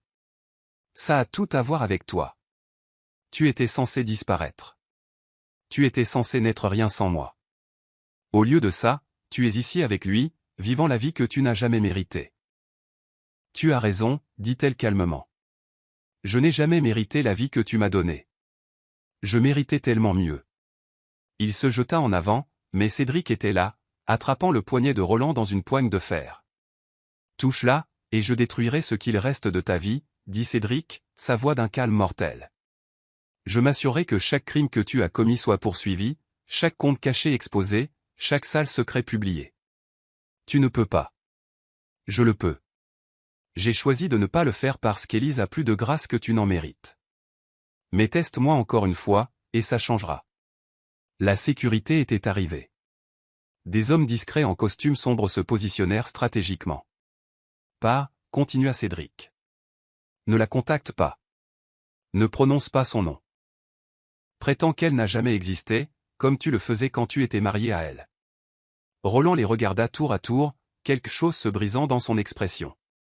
Elle n'a rien de spécial. Tu sais, tu vas t'ennuyer. Les hommes comme nous s'ennuient toujours. Les hommes comme toi, peut-être. Mais je ne te ressemble en rien. Le bras de Cédric entoura la taille d'Élise, protecteur et sûr. Je reconnais la valeur quand je la vois. Tandis que la sécurité escortait Roland au loin, il lança un dernier regard en arrière, non pas à Élise, mais au domaine, à ce monde auquel il n'avait jamais tout à fait réussi à appartenir, malgré tous ses efforts. Élise tremblait. Cédric la guida à l'intérieur, jusqu'à la bibliothèque où tout avait commencé. « Je suis désolé, dit-elle. Pourquoi ? Pour amener ce drame à ta porte. Pour être le genre de femme dont l'ex-mari. Il la fit taire d'un doigt sur les lèvres. Tu es le genre de femme qui garde sa grâce sous une pression impossible, qui construit de la beauté à partir des cendres, qui me donne envie d'être meilleur que je ne le suis. Cédric, je suis en train de tomber amoureuse de toi. Les mots restèrent suspendus entre eux comme des étoiles. Je sais que c'est trop tôt. Je sais que tu n'es pas prête, mais j'avais besoin que tu saches que quoi qu'ils disent, qui que ce soit qui juge, je suis là parce que mon cœur reconnaît le tien. Rien de plus, rien de moins. Elle voulut s'enfuir. Elle voulut rester. Elle voulut faire confiance à la chaleur dans ses yeux, à la sécurité dans ses bras. Au lieu de cela, elle dit, la bibliothèque a besoin de rideaux. La lumière de l'après-midi est trop crue. Il sourit, compréhensif. Alors, nous mettrons des rideaux. Ils travaillèrent en silence le reste de l'après-midi, mais quelque chose avait changé. L'épreuve était venue, non pas de la cruauté de Roland, mais de la réponse de Cédric. Il n'avait pas essayé de mener son combat à sa place ou de diminuer sa douleur. Il s'était tenu à ses côtés, stable et sûr, offrant sa force sans lui voler son pouvoir d'agir. Ce soir-là, en rentrant seule chez elle, elle s'autorisa à penser les mots qu'elle évitait depuis des semaines. L'amour, pas encore, mais peut-être. Peut-être. Chapitre 6, La vérité sur Cédric Thornton arriva enveloppé dans le journal intime de sa mère, découvert par accident un jeudi pluvieux. Élise avait tendu la main vers un livre de design sur l'étagère la plus haute lorsque le journal en cuir tomba. Les pages s'éparpillèrent sur le sol de la bibliothèque. Elle s'agenouilla pour les rassembler, ayant l'intention de simplement remettre le journal à sa place quand son propre nom attira son attention. 3 avril. Il y a 2 ans. Vu la plus remarquable des designers aujourd'hui à la galerie Hudson. Élise Morgan. Une telle vision. Une telle chaleur dans son travail. Si j'étais assez bien portante pour enfin restaurer la bibliothèque, c'est exactement elle que je choisirais.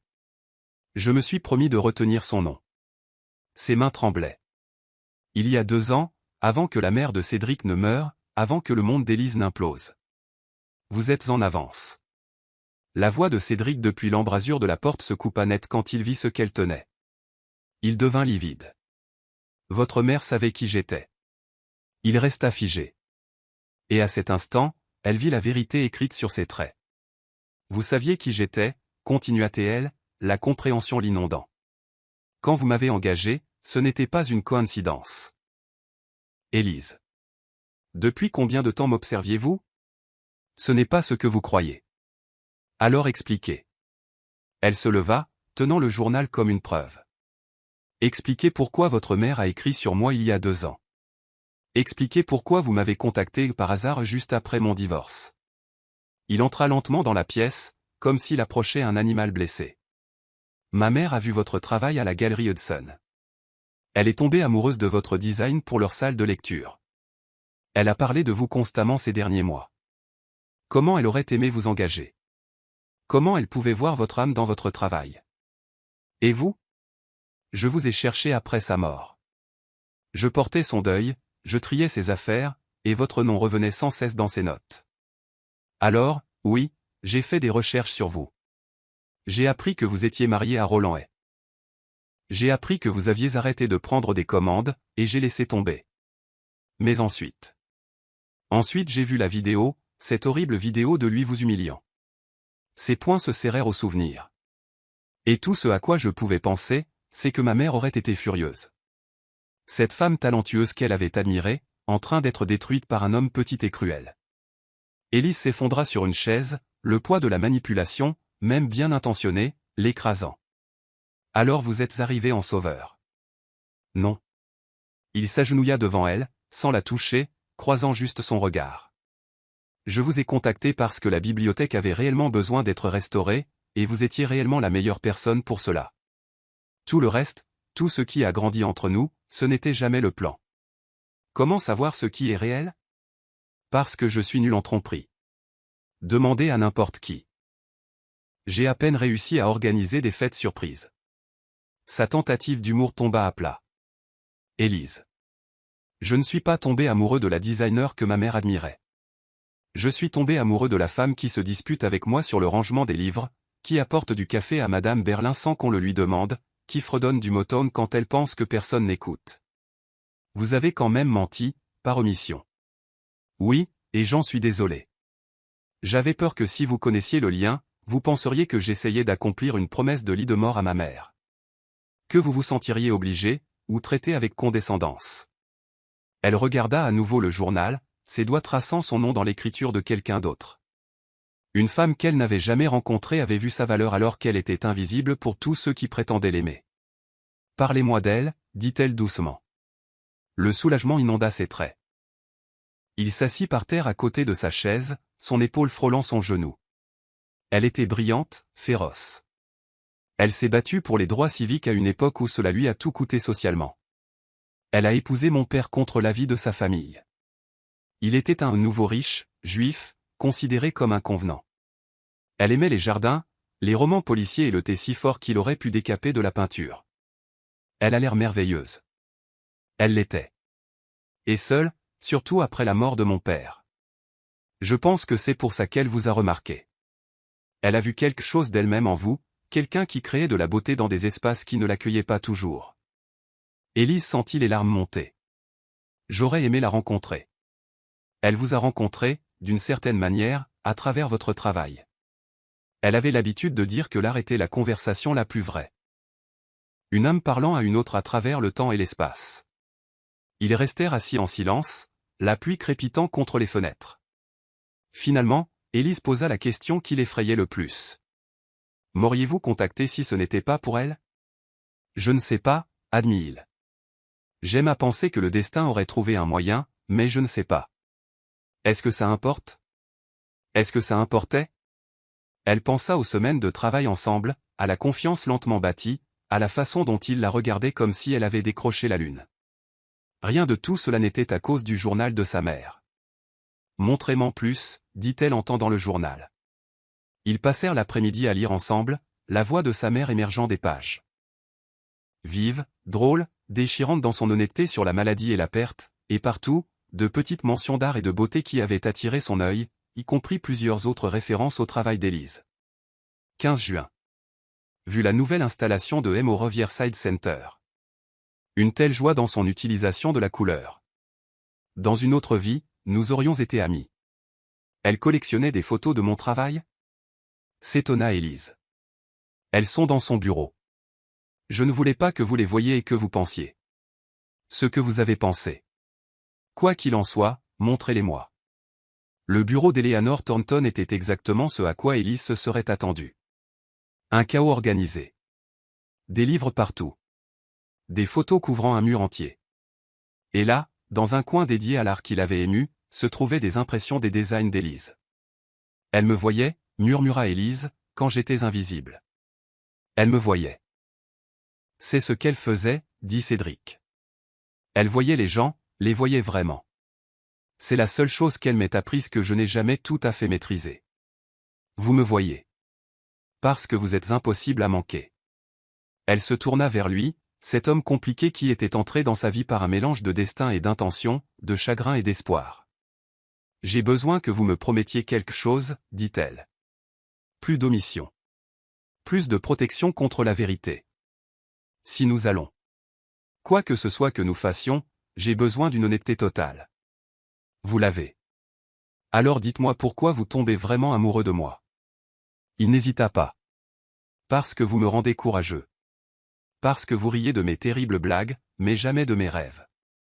Parce que vous regardez travailler, c'est comme regarder quelqu'un diriger une symphonie que lui seul peut entendre. Parce que vous êtes gentil avec les gens qui ne peuvent rien pour vous. Parce que vous vous reconstruisez sans amertume, juste avec détermination. Parce que quand vous êtes dans une pièce, je ne peux regarder nulle part ailleurs. C'est beaucoup de raisons. J'en ai plus. Vous les voulez par ordre alphabétique ou par intensité? Elle rit, se surprenant elle-même. Vous êtes vraiment nul en tromperie. Le pire. Bien. Elle l'embrassa alors, doucement, avec certitude, goûtant la vérité et la possibilité sur ses lèvres. Quand ils se séparèrent, ses yeux étaient écarquillés d'émerveillement. C'était de l'honnêteté? Une honnêteté totale. Ce soir-là, alors qu'ils travaillaient côte à côte dans la bibliothèque, Élise se surprit à penser à Eleanor Thornton et au fils qui relie les gens à travers le temps et la perte. Une femme qu'elle n'avait jamais rencontrée avait vu sa valeur et, en mourant, avait en quelque sorte donné à son fils l'impulsion de la trouver. « Croyez-vous au destin » demanda-t-elle soudain. Cédric leva les yeux du livre qu'il cataloguait. « Je crois en la possibilité, en l'idée que certaines personnes sont destinées à se rencontrer, même si le comment est compliqué. Votre mère a orchestré cela. D'une certaine manière. Elle en serait insupportablement fière. Parlez-moi encore d'elle. » Alors il le fit. Les histoires coulaient pendant qu'il travaillait.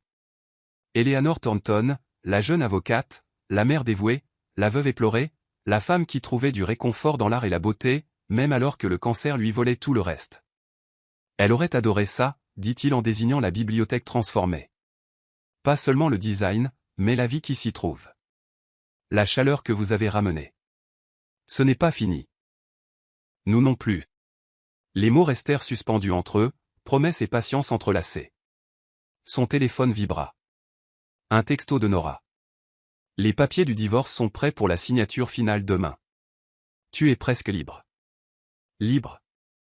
Le mot aurait dû apporter du soulagement, mais au lieu de cela, elle ne ressentit que de la tristesse pour la femme qui avait signé les premiers papiers 7 ans plus tôt, si sûre d'avoir trouvé l'éternité. Qu'y a-t-il? Demanda Cédric, remarquant son expression. Signature finale des papiers du divorce demain. Comment vous sentez-vous? Comme si je fermais enfin un livre que je n'aurais jamais dû ouvrir. Ou que vous en ouvriez un nouveau que vous étiez toujours destiné à lire.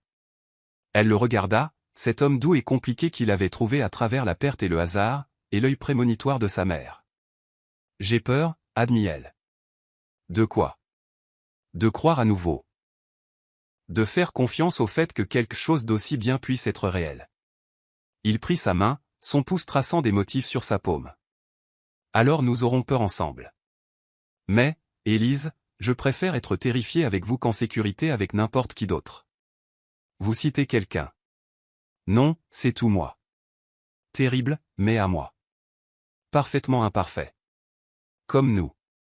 Alors qu'il retournait au travail, à l'aise dans un silence partagé, Élise crut entendre quelque chose.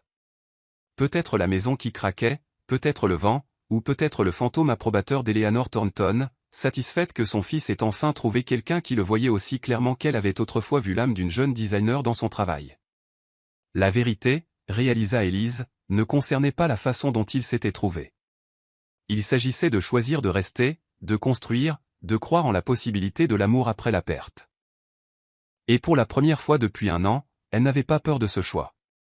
Chapitre 7, la débâcle. Lila Bennett ne ressemblait en rien à la femme qui avait volé le mari d'Élise. Assise dans le café où elle avait demandé à la rencontrer, elle semblait plus petite, plus jeune, ses vêtements de marque froissés, son maquillage parfait maculé de larmes. « Merci d'être venue, dit Lila, sa voix à peine plus qu'un murmure. Je sais que je n'ai aucun droit de demander. Élise étudia la femme en face d'elle, la femme qu'elle avait détestée, enviée, blâmée. Maintenant, elle ne voyait qu'une fille, en réalité, à peine 28 ans, se noyant dans les conséquences. Que voulez-vous, Lila? Vous avertir? M'excuser? Peut-être les deux. Les mains de Lila tremblaient en soulevant son café. Roland a tout perdu, mais il ne partira pas sans bruit. Il vous blâme, il me blâme. Il est. La logique n'a plus d'importance pour lui. Ethan a tout pris, révélé les détournements de fonds, les comptes offshore, la fraude. Le FBI est impliqué maintenant. Roland pourrait aller en prison. Élise ressentit une froide satisfaction, rapidement suivie d'épuisement. Cela n'a rien à voir avec moi. Dans son esprit, si. Il n'arrête pas de dire, si seulement tu étais resté à ta place, rien de tout cela ne serait arrivé. Il vous surveille, vous et Monsieur Thornton. Il me surveille? Lila sortit son téléphone, montrant à Élise des photos. Elle et Cédric à la bibliothèque. Au déjeuner. Ce baiser dans le jardin qu'il pensait privé. Il a engagé quelqu'un. Un détective privé. Il essaie de prouver que vous aviez une liaison avant le divorce. Pour invalider l'accord. Il n'y a presque pas eu d'accord. Et nous n'étions pas. Je sais. J'ai vu la chronologie. Vous n'avez été que professionnel jusqu'à ce qu'il vous quitte. Mais Roland se fiche de la vérité maintenant. Il veut juste vous faire du mal. Le téléphone d'Élise vibra. Cédric, où es-tu? Simon a dit que tu étais parti soudainement. Elle répondit, café avec Lila Bennett. Ça va. Sa réponse fut immédiate, adresse? J'arrive. Elle l'envoya, sachant qu'il s'inquiéterait jusqu'à ce qu'il la voie en sécurité. Pourquoi me dites-vous cela? Demanda Élise à Lila. Parce que j'ai aidé à créer ce monstre. Je pensais que j'étais spécial. Qu'il t'avait quitté pour moi parce que j'étais plus jeune, plus jolie, plus excitante. Lila eut un rire amer. Mais j'étais juste pratique, un accessoire dans sa performance. Quand j'ai découvert les détournements de fonds, je l'ai confronté. Il m'a attrapé, a dit que je lui appartenais, qu'il m'avait faite, que je n'étais rien sans lui. Les mots étaient terriblement familiers. Élise tendit la main sur la table, touchant brièvement celle de Lila. Vous n'êtes pas rien. J'ai 28 ans. Pas de diplôme, pas d'expérience professionnelle à part maîtresse. Que suis-je? Vous êtes quelqu'un qui repart de zéro. C'est terrifiant, mais c'est aussi la liberté. Le carillon de la porte retentit et Cédric entra, sa présence changeant immédiatement l'énergie de la pièce. Il évalua la situation d'un coup d'œil, puis s'approcha prudemment. Mademoiselle Bennett, dit-il poliment. Élise, tout va bien? Lila me prévenait à propos de Roland. Il a engagé un détective. L'expression de Cédric s'assombrit. Je sais. Mon équipe de sécurité l'a intercepté la semaine dernière, essayant d'accéder au domaine.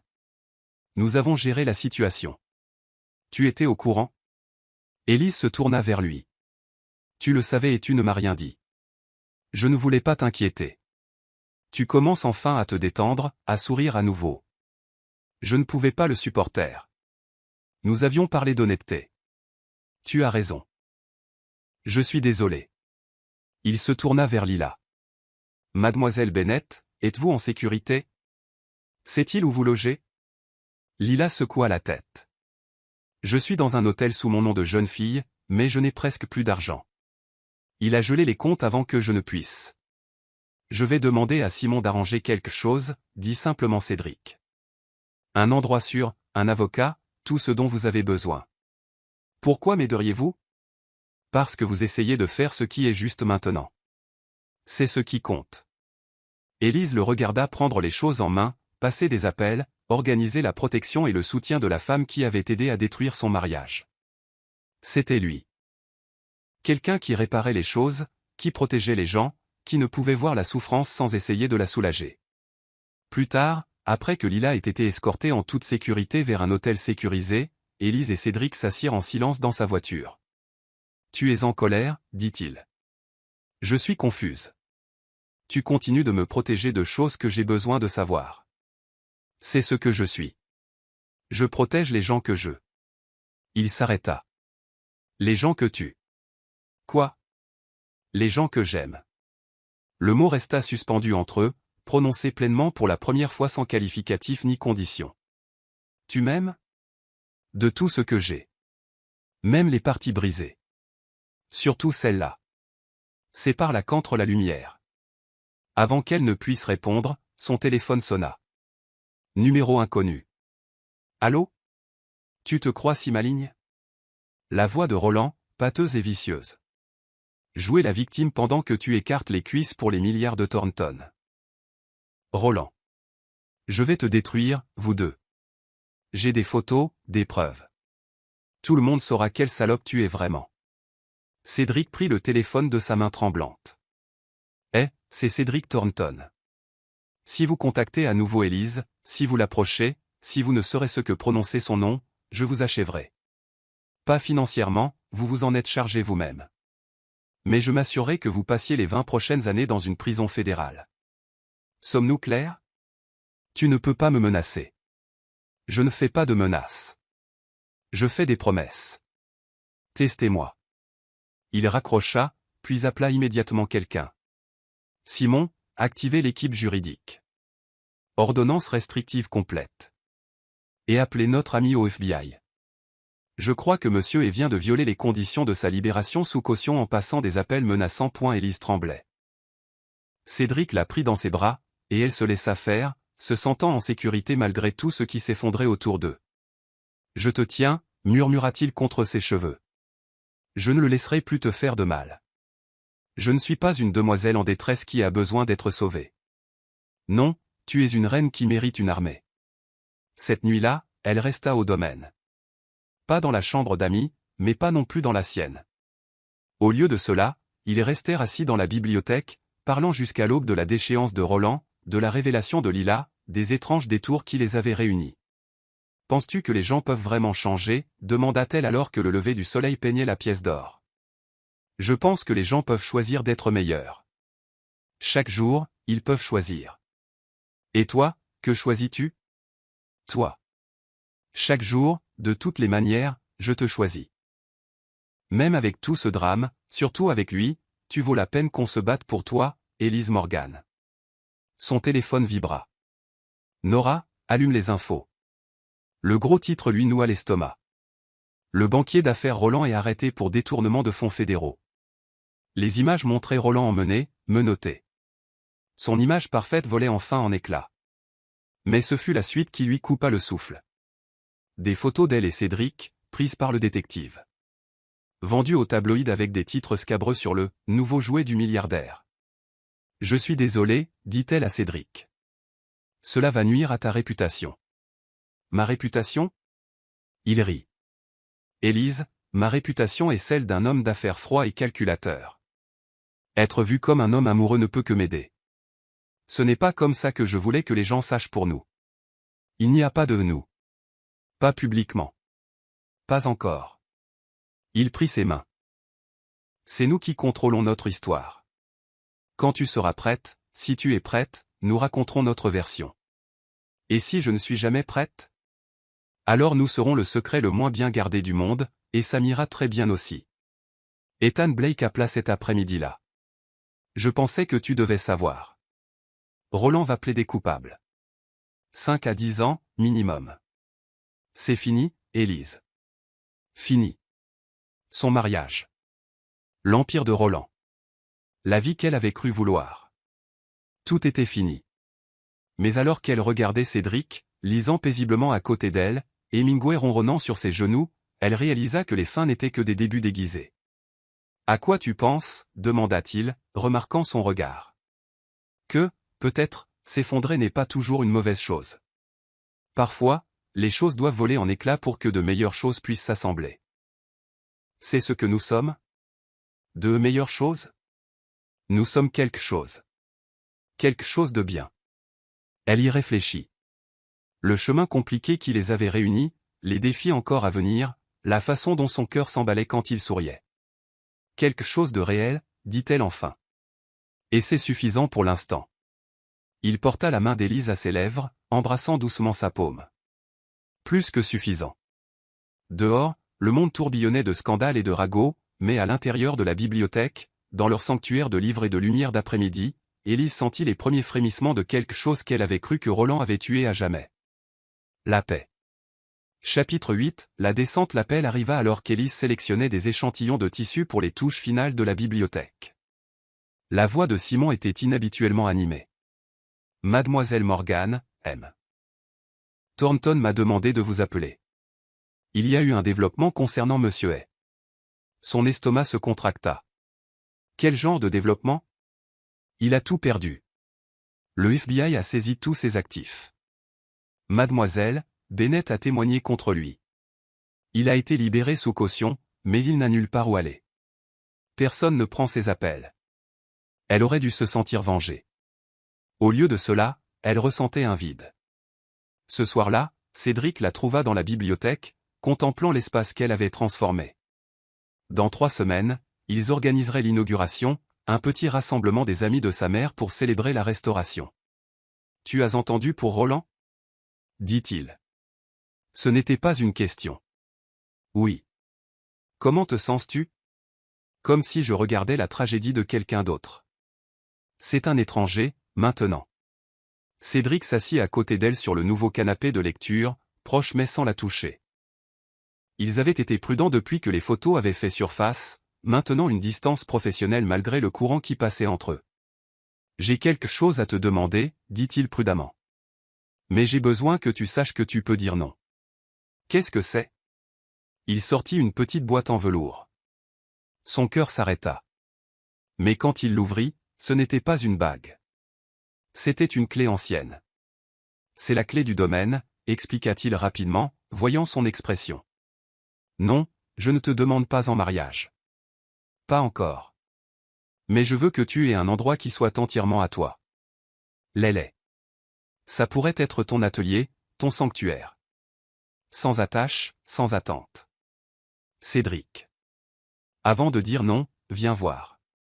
L'allée était à couper le souffle, inondée de lumière du nord, parfaite pour le design. Il l'avait déjà fait partiellement préparer, table à dessin, bibliothèque d'échantillons, tout ce dont elle avait rêvé pour un espace de travail. C'est trop.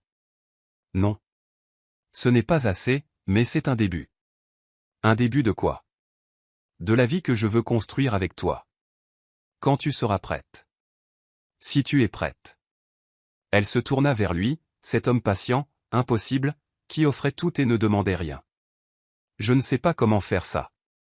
Faire quoi? Faire confiance à l'abondance. Roland m'a appris que l'amour était conditionnel, transactionnel. Toi, tu l'offres comme tu respires. Parce que c'est ce que ça devrait être. Aussi simple que de respirer. Il se rapprocha, sa main trouvant la sienne. J'ai réfléchi au temps. Comment nous le mesurons en avant et après? Avant la mort de ma mère. Après mon divorce. Avant de te rencontrer. Et après. Il n'y a pas des après toi, Élise. Il n'y a qu'un avec. Elle l'embrassa alors, un baiser profond et certain, goûtant la promesse sur ses lèvres. Quand ils se séparèrent, tous deux étaient essoufflés. J'ai une confession à faire, dit-elle. Je reçois des appels, des offres de design. Des grosses offres. De gens qui ont vu les photos, entendu l'histoire. C'est merveilleux. Une à Paris. 6 mois pour restaurer un musée. Son visage ne changea pas, mais elle le sentit se refermer intérieurement.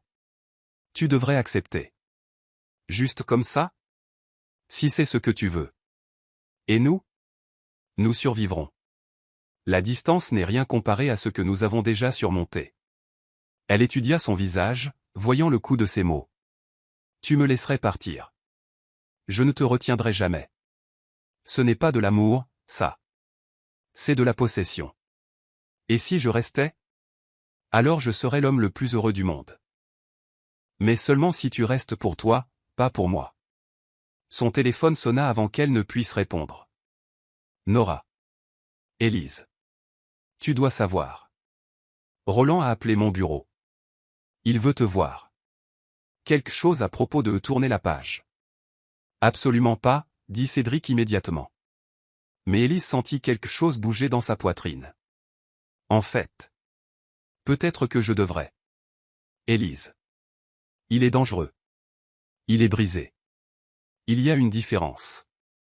3 jours plus tard, contre l'avis de Cédric mais avec sa sécurité à proximité, Élise rencontra Roland dans un restaurant public. L'homme en face d'elle ressemblait peu au banquier raffiné qu'elle avait épousé. Il était mince, mal rasé, son costume cher remplacé par des vêtements empruntés et mal ajustés. « Tu as l'air en forme, dit-il amèrement. Tu voulais tourner la page. Parle.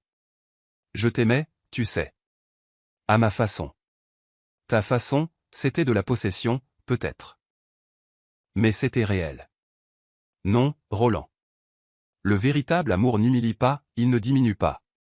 Il ne jette pas les gens comme des jouets cassés. Il fixa ses mains. Je n'ai plus rien. Personne. Même pas Lila. Lila avait 28 ans et était traumatisée. À quoi t'attendais-tu? Je m'attendais à de la loyauté. Élise eut un rire sec et amer. Comme la loyauté que tu m'as montrée. Je vais en prison, Élise. 5 ans minimum. Mon avocat dit peut-être 7. Je sais. Es-tu heureuse de me voir comme ça? Elle considéra la question honnêtement. Non. Je ne suis pas heureuse. Je ne suis pas triste non plus. Je ne ressens rien pour toi, Roland. Tu es un étranger qui partage des souvenirs avec quelqu'un que j'étais autrefois. Tu as changé. Je me suis souvenu de qui j'étais avant que tu ne me convainces de l'oublier. Et Thornton? Tu l'aimes? Ça ne te regarde pas. Il finira par t'ennuyer.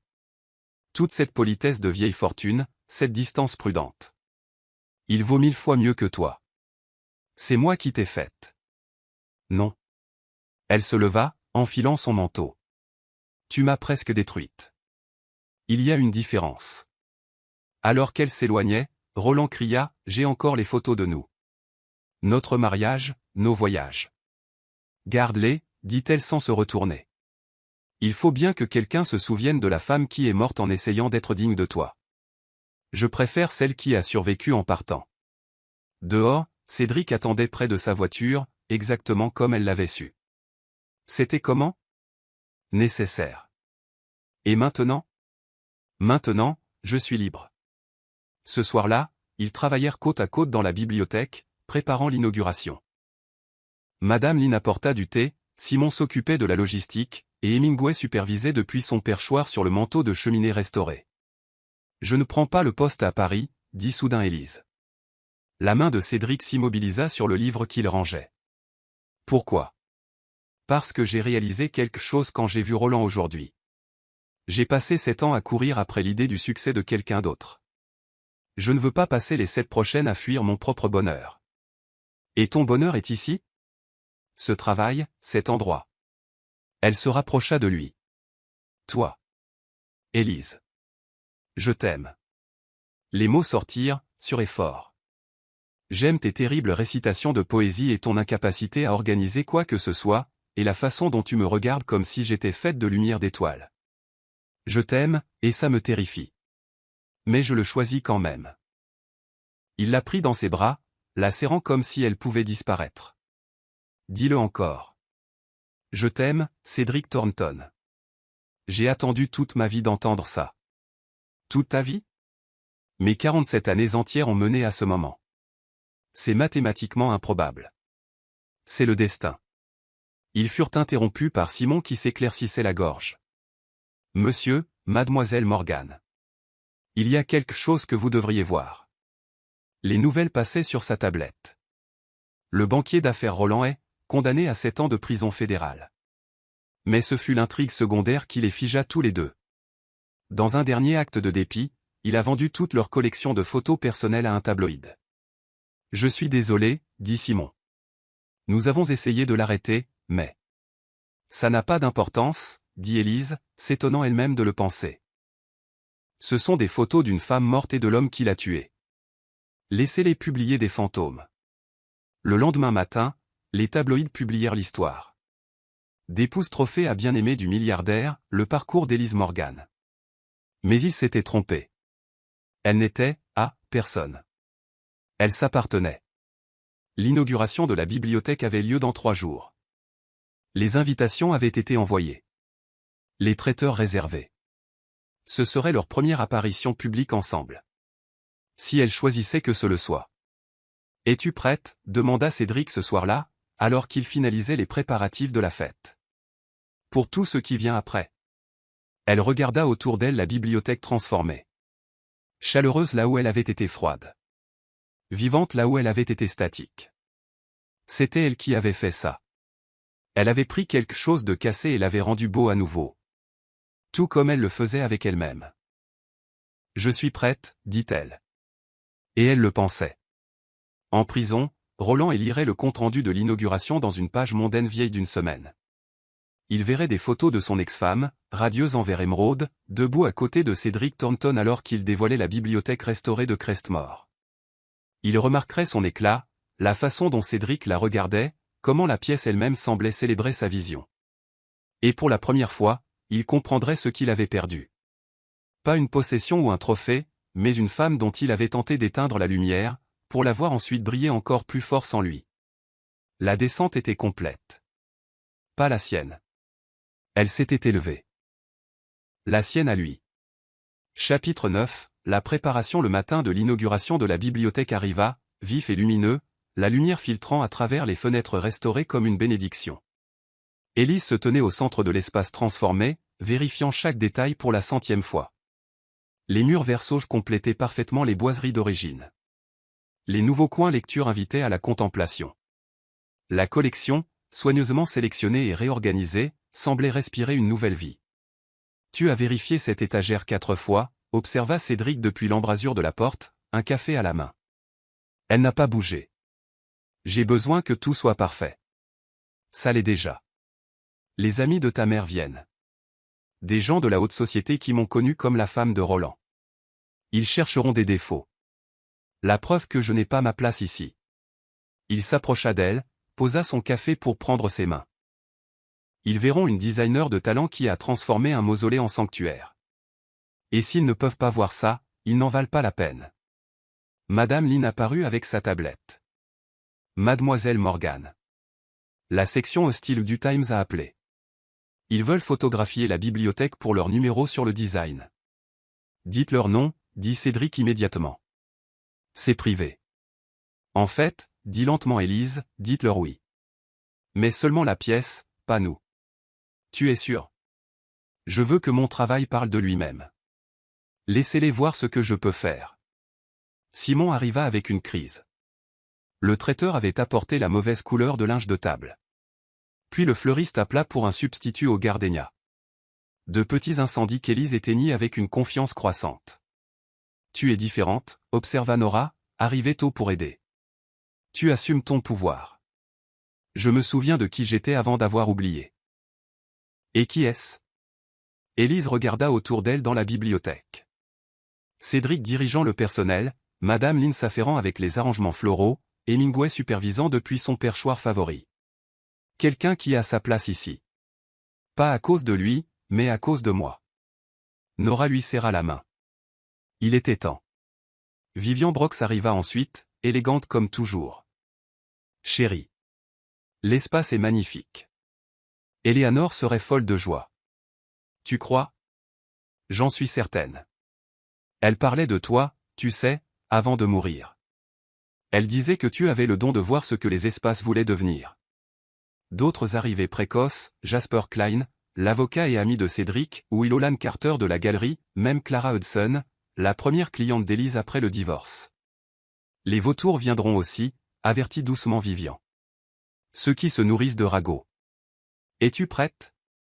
Qu'ils viennent. À 6 heures, la bibliothèque était pleine. Élise reconnut des visages de cet horrible gala de charité. Certains qui avaient été témoins de son humiliation, d'autres qui avaient chuchoté dans son dos. Mais maintenant, ils étaient dans son espace, s'émerveillant de son travail. Transformation extraordinaire, dit quelqu'un. Quelle vision, approuva un autre.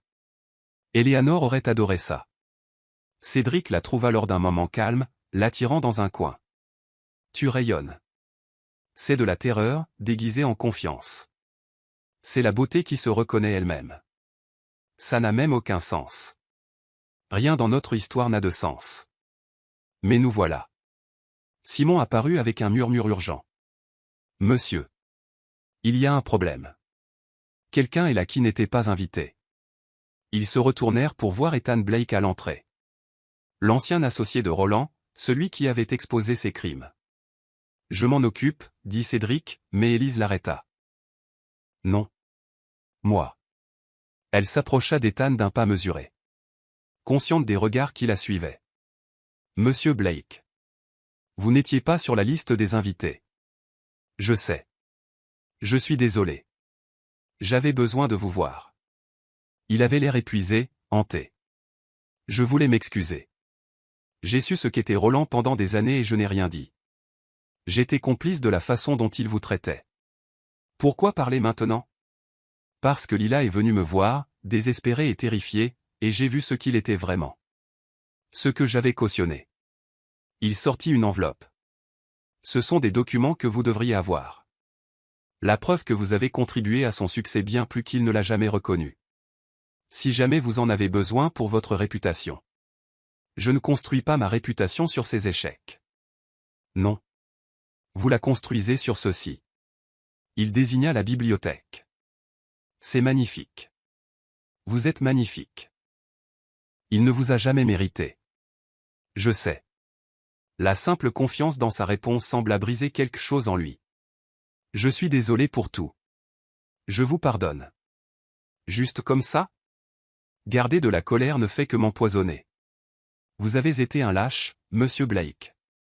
Mais vous essayez d'être meilleur. C'est ce qui compte. Alors qu'il partait, Cédric apparut à son coude. C'était généreux. C'était stratégique. Il possède 3 hôtels. Ils ont tous besoin d'être redécorés. Cédric rit, ravi. L'élève dépasse le maître. J'ai appris du meilleur. La soirée se poursuivit. Élise se retrouva à tenir salon, discutant de philosophie du design avec des gens qui, autrefois, ne la voyaient même pas. Sa confiance grandissait à chaque conversation, à chaque compliment sur son travail. Puis elle la vit. Lila Bennett, planant près de l'entrée, clairement terrifiée mais déterminée. La pièce sembla retenir son souffle tandis qu'Élise se dirigeait vers elle. « Je suis désolé, dit Lila rapidement. Je sais que je ne devrais pas être là, mais j'avais besoin de voir. La transformation. De voir quelque chose de beau après tant de laideur. Élise aurait pu la détruire d'un mot. La salle l'attendait, avide de drame. Au lieu de cela, elle dit, le coin lecture près de la fenêtre est à la meilleure lumière. La section poésie est particulièrement bien fournie. Les yeux de Lila s'emplirent de larmes. Merci. Nous méritons tous la beauté, Lila. Même ceux d'entre nous qui ont fait des erreurs. Alors que Lila disparaissait dans les rayons, Vivian apparut. C'était soit très gentil, soit très malin. Est-ce que ça ne peut pas être les deux? Eleanor aurait dit exactement la même chose. Le clou de la soirée arriva lorsque Cédric demanda l'attention de tous. Mesdames et messieurs. Nous sommes ici pour célébrer non seulement une restauration, mais une résurrection. Cette bibliothèque était le cœur de ma mère, et elle mourait lentement depuis son départ. Élise Morgan ne l'a pas seulement restaurée. Elle l'a ramenée à la vie. Il se tourna vers elle, ses yeux emplis d'une douceur qui lui coupa le souffle. Mais plus que cela, elle a ramené la vie dans toute cette maison. En moi. Elle a pris des choses brisées et les a rendues belles à nouveau. La salle était silencieuse, chacun sentant le poids du moment. Élise, voudrais-tu venir ici? Elle s'avança vers lui, les jambes flageolantes, consciente qu'il s'agissait de plus qu'un simple discours sur la bibliothèque. Il ne posa pas un genou à terre. Cela aurait été trop public pour ce qu'ils étaient. Au lieu de cela, il prit simplement sa main et lui parla comme s'ils étaient seuls. Ma mère a écrit qu'elle reconnaissait ton âme dans ton travail. Je la reconnais aussi.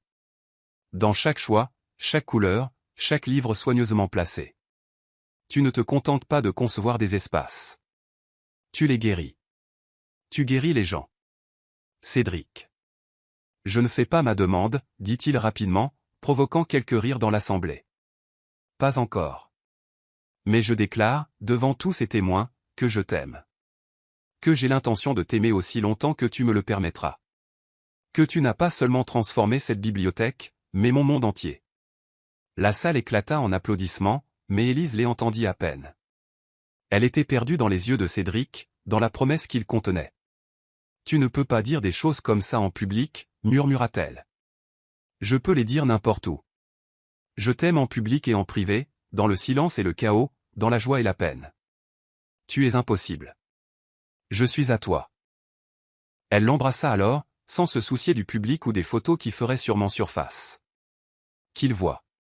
Qu'il sache qu'Élise Morgan, celle qui avait été publiquement rejetée, était maintenant publiquement choisie. La fête se poursuivit tard dans la soirée, mais Élise le remarqua à peine.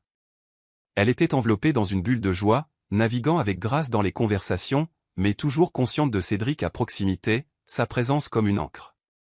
Alors que les derniers invités partaient, ils se tinrent ensemble dans la bibliothèque transformée, Hemingway se faufilant entre leurs jambes.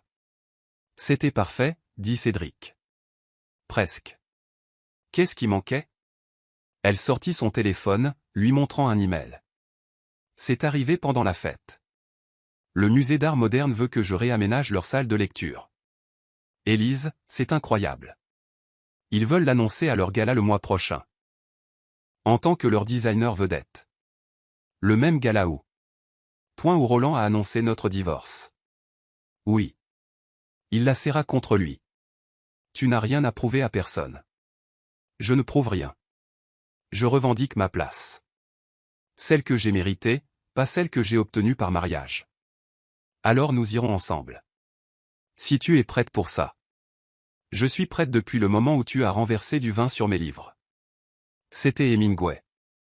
C'est du pareil au même. Ils se tenaient ensemble dans la bibliothèque dont Eleanor Thornton avait rêvé, qu'Élise avait manifesté, que l'amour avait transformé. Demain, il y aurait des défis. Le projet du MoMA, les ragots, la navigation de deux vies n'en devenant qu'une. Mais ce soir, dans la douce lumière du succès et de la reconnaissance, Élise Morgan se tenait dans sa puissance, tenue par un homme qui la voyait entièrement, entourée par la beauté qu'elle avait créée. Elle n'était plus la femme qui avait été déclarée indigne en public. Elle était la femme qui s'était rendue indéniable. La préparation était terminée. Pas pour la vengeance. C'était un objectif trop petit. Pour le triomphe. Chapitre 10, l'heure des comptes. Le gala annuel du musée d'art moderne scintillait de ce genre d'élégance agressive qu'Élise avait autrefois trouvée intimidante. Aujourd'hui, debout à l'entrée dans une robe émeraude sur mesure qui faisait rayonner sa peau mate, elle ne ressentait qu'une confiance tranquille. « Tu es sûr de ça ?» demanda Cédric, ravageur dans son smoking, sa main chaude sur le bas de son dos. « Je n'ai jamais été aussi sûr de rien. » C'était la même salle de bal. Le même événement caritatif, déplacé de l'hôpital pour enfants au MoMA cette année. Même certains des mêmes visages qui avaient été témoins de son humiliation à peine un an auparavant. Mais tout le reste avait changé. Mademoiselle Morgan. La directrice du musée se précipita vers elle, rayonnante. Notre designer vedette. Tout le monde meurt d'envie d'entendre votre vision pour la salle de lecture. Alors qu'il se déplaçait dans la foule, Élise remarqua le changement. Là où elle avait été invisible, sauf en tant qu'appendice de Roland, maintenant les gens la recherchaient. Son travail avait été présenté dans 3 grands magazines de design. La bibliothèque de Crestmore avait remporté un prix de préservation. Le centre communautaire de Brooklyn portait son nom en tant que designer principal. Élise Morgan, n'est-ce pas? Une femme qu'elle reconnaissait vaguement de l'ancien temps s'approcha. Votre travail est extraordinaire. J'espérais vous engager pour ma maison des Hantons. La conversation coula. Mais Élise se surprit à scanner la pièce. Quelque chose n'allait pas. Puis elle le vit. Pas Roland. Il purgeait 5 à 7 ans dans une prison fédérale. Mais là, près de l'entrée de service, portant un uniforme de traiteur, avec des yeux hantés. Roland est son ex-mari. La pièce sembla basculer. Cédric suivit son regard et se raidit. C'est impossible. Il est en prison. Simon, jamais loin de Cédric, était déjà au téléphone. Après une brève conversation, il revint, le visage sombre. Libération anticipée. Bonne conduite et surpopulation. Il est sorti il y a 3 jours. 3 jours. Et il était venu ici. À cet endroit. Ce soir-là. On s'en va, dit Cédric immédiatement. Non. La voix d'Élise était calme. Je ne fuis pas. Plus maintenant. Elle regarda Roland se déplacer dans la pièce avec une invisibilité pratiquée. La façon dont les serviteurs sont formés pour ne pas être vus. Il servait du champagne à des gens qui avaient autrefois courtisé ses faveurs. Le puissant n'était pas seulement tombé. Il avait été effacé. Mesdames et messieurs. La directrice du musée demanda l'attention. Ce soir, nous célébrons la transformation. Notre salle de lecture, fermée depuis des décennies, renaîtra grâce à la vision d'Élise Morgan, dont le travail apporte chaleur et humanité à chaque espace qu'elle touche. Les applaudissements remplirent la salle. Élise se dirigea vers le micro, consciente de Roland, figé près de la porte de la cuisine, un plateau tremblant dans ses mains. Merci, commença-t-elle, sa voix claire et forte. Il y a un an, dans cette même salle. J'ai appris que la vie que j'avais construite n'était qu'une illusion. On m'a dit publiquement que j'étais indigne du monde dans lequel j'avais si durement essayé d'entrer. La salle était silencieuse. Tout le monde se souvenait. Ce moment m'a brisé. Mais en me brisant, j'ai découvert quelque chose de remarquable. J'avais essayé d'être digne des mauvaises choses. De la définition du succès de quelqu'un d'autre. D'un amour qui venait avec des conditions et des exigences. Elle croisa le regard de Cédric dans la foule, puisa de la force dans la fierté qu'elle y vit. L'année dernière, j'ai appris que la valeur n'est pas accordée par les autres. Elle est revendiquée par nous-mêmes. Elle est dans le travail que nous faisons, la beauté que nous créons, la grâce que nous maintenons lorsque le monde essaie de nous rabaisser. Un mouvement attira son attention. Roland s'approchait. Pas avec menace, mais avec quelque chose d'autre. Du désespoir, peut-être. Ou de la reconnaissance. La sécurité commença à s'avancer, mais Élise leva la main. Chaque espace raconte une histoire, continua-t-elle, les yeux fixés sur son ex-mari. Certaines histoires parlent de ce qui fut. Mais les meilleurs designs, ceux qui transforment vraiment, parlent de ce qui pourrait être. Roland s'arrêta à quelques mètres. D'aussi près, elle pouvait voir ce que la prison et la perte lui avaient fait. L'arrogance avait disparu, remplacée par quelque chose de creux. La salle de lecture sera un lieu où les histoires commencent, pas où elles se terminent. Où chacun, quelles que soient ses origines ou son compte en banque, peut trouver la beauté et un sentiment d'appartenance. Elle descendit de l'estrade. La foule s'écarta, créant un chemin entre elle et Roland. La salle entière retenait son souffle. « Bonjour, Roland. » Élise. Sa voix était brisée. J'avais juste besoin de travail. L'agence ne m'a pas dit que c'était cet événement avant. Avant que tu sois là. Je peux partir. Je devrais partir. Non. Elle l'étudia. Cet homme qui avait essayé de la détruire. Qui l'avait traité d'indigne. Qui l'avait jeté comme un accessoire démodé. Tu devrais travailler. Tu devrais servir leur champagne à ces gens. Et te souvenir de ce que ça fait d'être invisible dans des pièces où tu comptais autrefois. Je suis désolé. Les mots semblèrent lui faire physiquement mal. Pour tout. Pour ce que j'ai dit, ce que j'ai fait. Pour avoir gâché 7 ans de ta vie. Ils n'ont pas été gâchés. Ils m'ont appris ce que je ne voulais pas.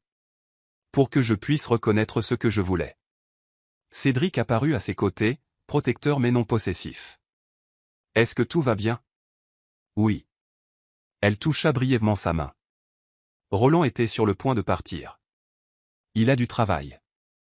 Mais Roland ne la regardait plus. Il fixait Cédric avec quelque chose qui ressemblait à de l'admiration. Vous l'aimez, dit-il. Plus que vous ne pourriez l'imaginer. Je peux le voir. La façon dont vous la regardez. Je n'ai jamais. Il laissa sa phrase en suspens, puis redressa les épaules. J'aurais dû la regarder de cette façon. J'aurais dû voir ce que j'avais. Oui, dit simplement Cédric. Vous auriez dû. Roland se tourna à nouveau vers Élise. Le centre communautaire à Brooklyn. J'ai lu à ce sujet. Tu fais ce dont tu as toujours rêvé. Je fais ce que tu disais être indigne de nous. J'avais tort. Surtout. Il souleva légèrement son plateau. Je dois y aller, dit-elle, sans méchanceté. Fais ton service. Gagne ton salaire.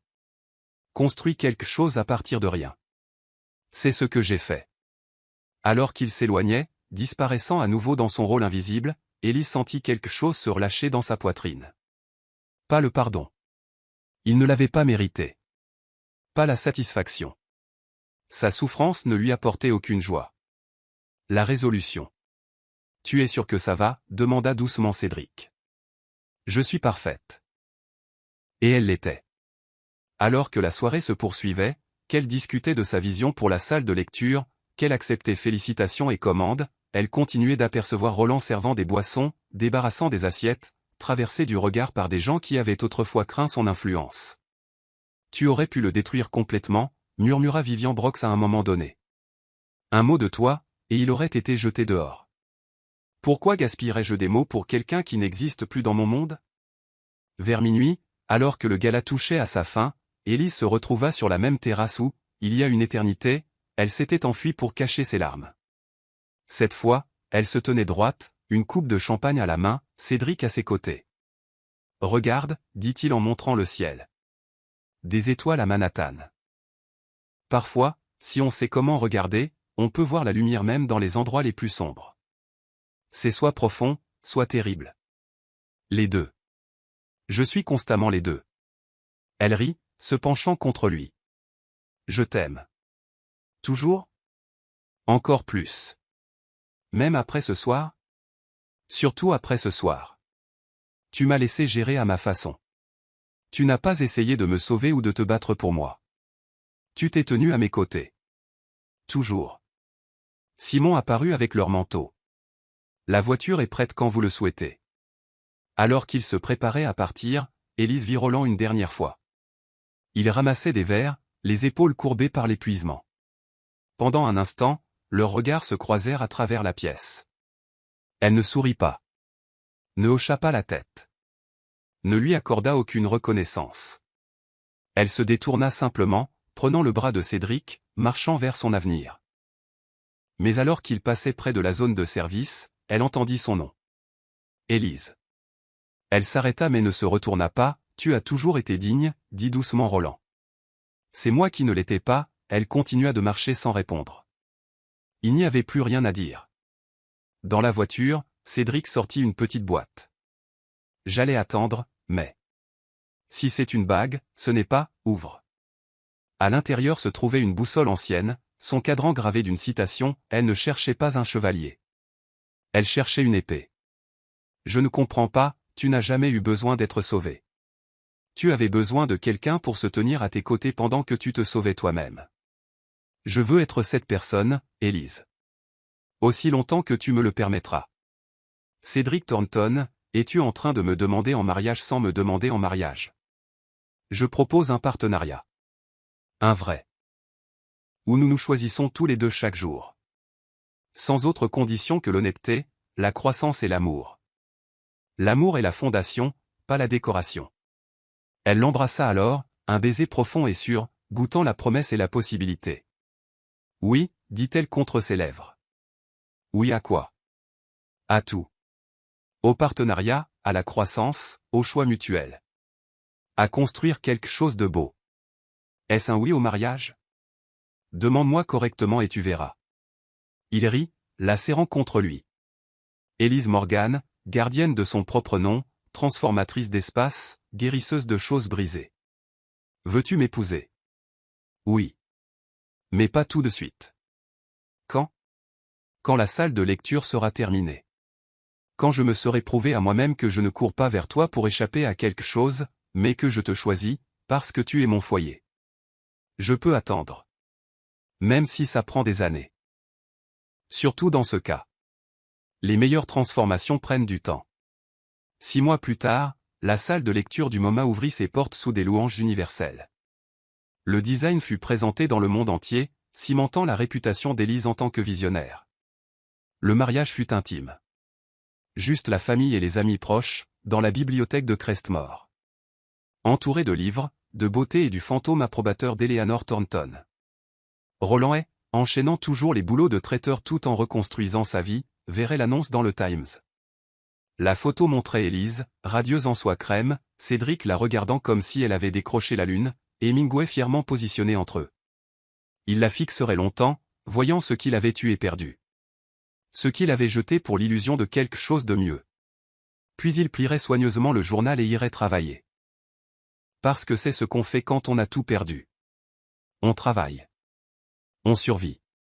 On se souvient. Et on vit avec la connaissance que quelque part dans la ville, la femme que vous aviez traitée d'indigne vivait une vie si belle que ça faisait mal de l'imaginer. Avec un homme qui avait connu sa valeur dès le début. L'heure des comptes était arrivée. Pas avec la vengeance ou la cruauté, mais avec quelque chose de bien plus dévastateur, l'indifférence. Elise Morgan Thornton, qui avait gardé son nom et ajouté le sien, s'était construit une vie si magnifique que l'existence de son ex-mari n'était qu'une note de bas de page. Une anecdote édifiante murmurait dans les soirées. Vous vous souvenez de Roland Hay? Il avait tout, et il a tout jeté pour rien. Et dans la bibliothèque de Crestmore, entourée de beauté, de livres et d'un amour infini, Élise se souviendrait parfois de la femme qui s'était tenue, humiliée, dans une salle de bal, pensant que sa vie était finie. Merci, murmurait-elle à cette version brisée d'elle-même. Merci d'avoir survécu assez longtemps pour devenir moi. Le diamant n'avait pas été jeté, après tout. Il avait simplement attendu la bonne lumière pour briller. Épilogue 5 ans plus tard. Le jet privé atterrit à Teterboro par un matin d'octobre vif. Élise leva les yeux de ses croquis les plans d'un nouveau projet à Tokyo alors que Cédric lui serrait la main. Prête pour l'interview? Toujours. Le Times faisait un reportage sur les « couples de pouvoir » qui avaient trouvé l'amour après une épreuve. Leur histoire était devenue une sorte de légende dans certains cercles. L'épouse rejetée devenue l'une des designers les plus recherchés au monde. Le milliardaire qui avait patiemment attendu qu'elle le choisisse. Mais alors qu'il descendait les marches du jet, Élise le vit. Roland se tenait près du stand de café du terminal. 5 ans de plus, complètement grisonnant, portant un simple uniforme. Il était chauffeur pour un service de VTC. Elle reconnut le logo. Leurs regards se croisèrent à travers le tarmac. Le temps s'arrêta. Puis Roland fit quelque chose d'inattendu. Il sourit. Un sourire ni amer ni faux, mais authentique. Et il leva sa tasse de café dans un petit salut. Une reconnaissance. Une bénédiction, peut-être. Élise hocha la tête une fois. La plus infime des reconnaissances.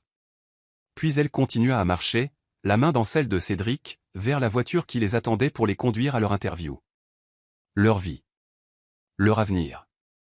Derrière eux, Roland regarda le jet se faire entretenir. Regarda le couple disparaître dans une Bentley. Regarda la vie qu'il avait jetée s'éloigner dans le matin de Manhattan. « C'est ton ex ?» demanda son collègue, qui avait entendu les histoires. « Non » dit doucement Roland. « C'est la femme que je n'ai jamais mérité d'avoir. » Il finit son café et retourna au travail. Certaines heures des comptes ne se terminent jamais. Elles vous apprennent simplement à vivre avec l'écho de ce que vous avez perdu, pendant que le diamant que vous avez rejeté illumine le monde de quelqu'un d'autre. Et dans cette Bentley, Elise Morgan Thornton se pencha contre l'épaule de son mari et sourit. Elle avait gagné. Non pas en le détruisant, mais en devenant elle-même. La plus grande vengeance était une vie bien vécue. Et la sienne était magnifique.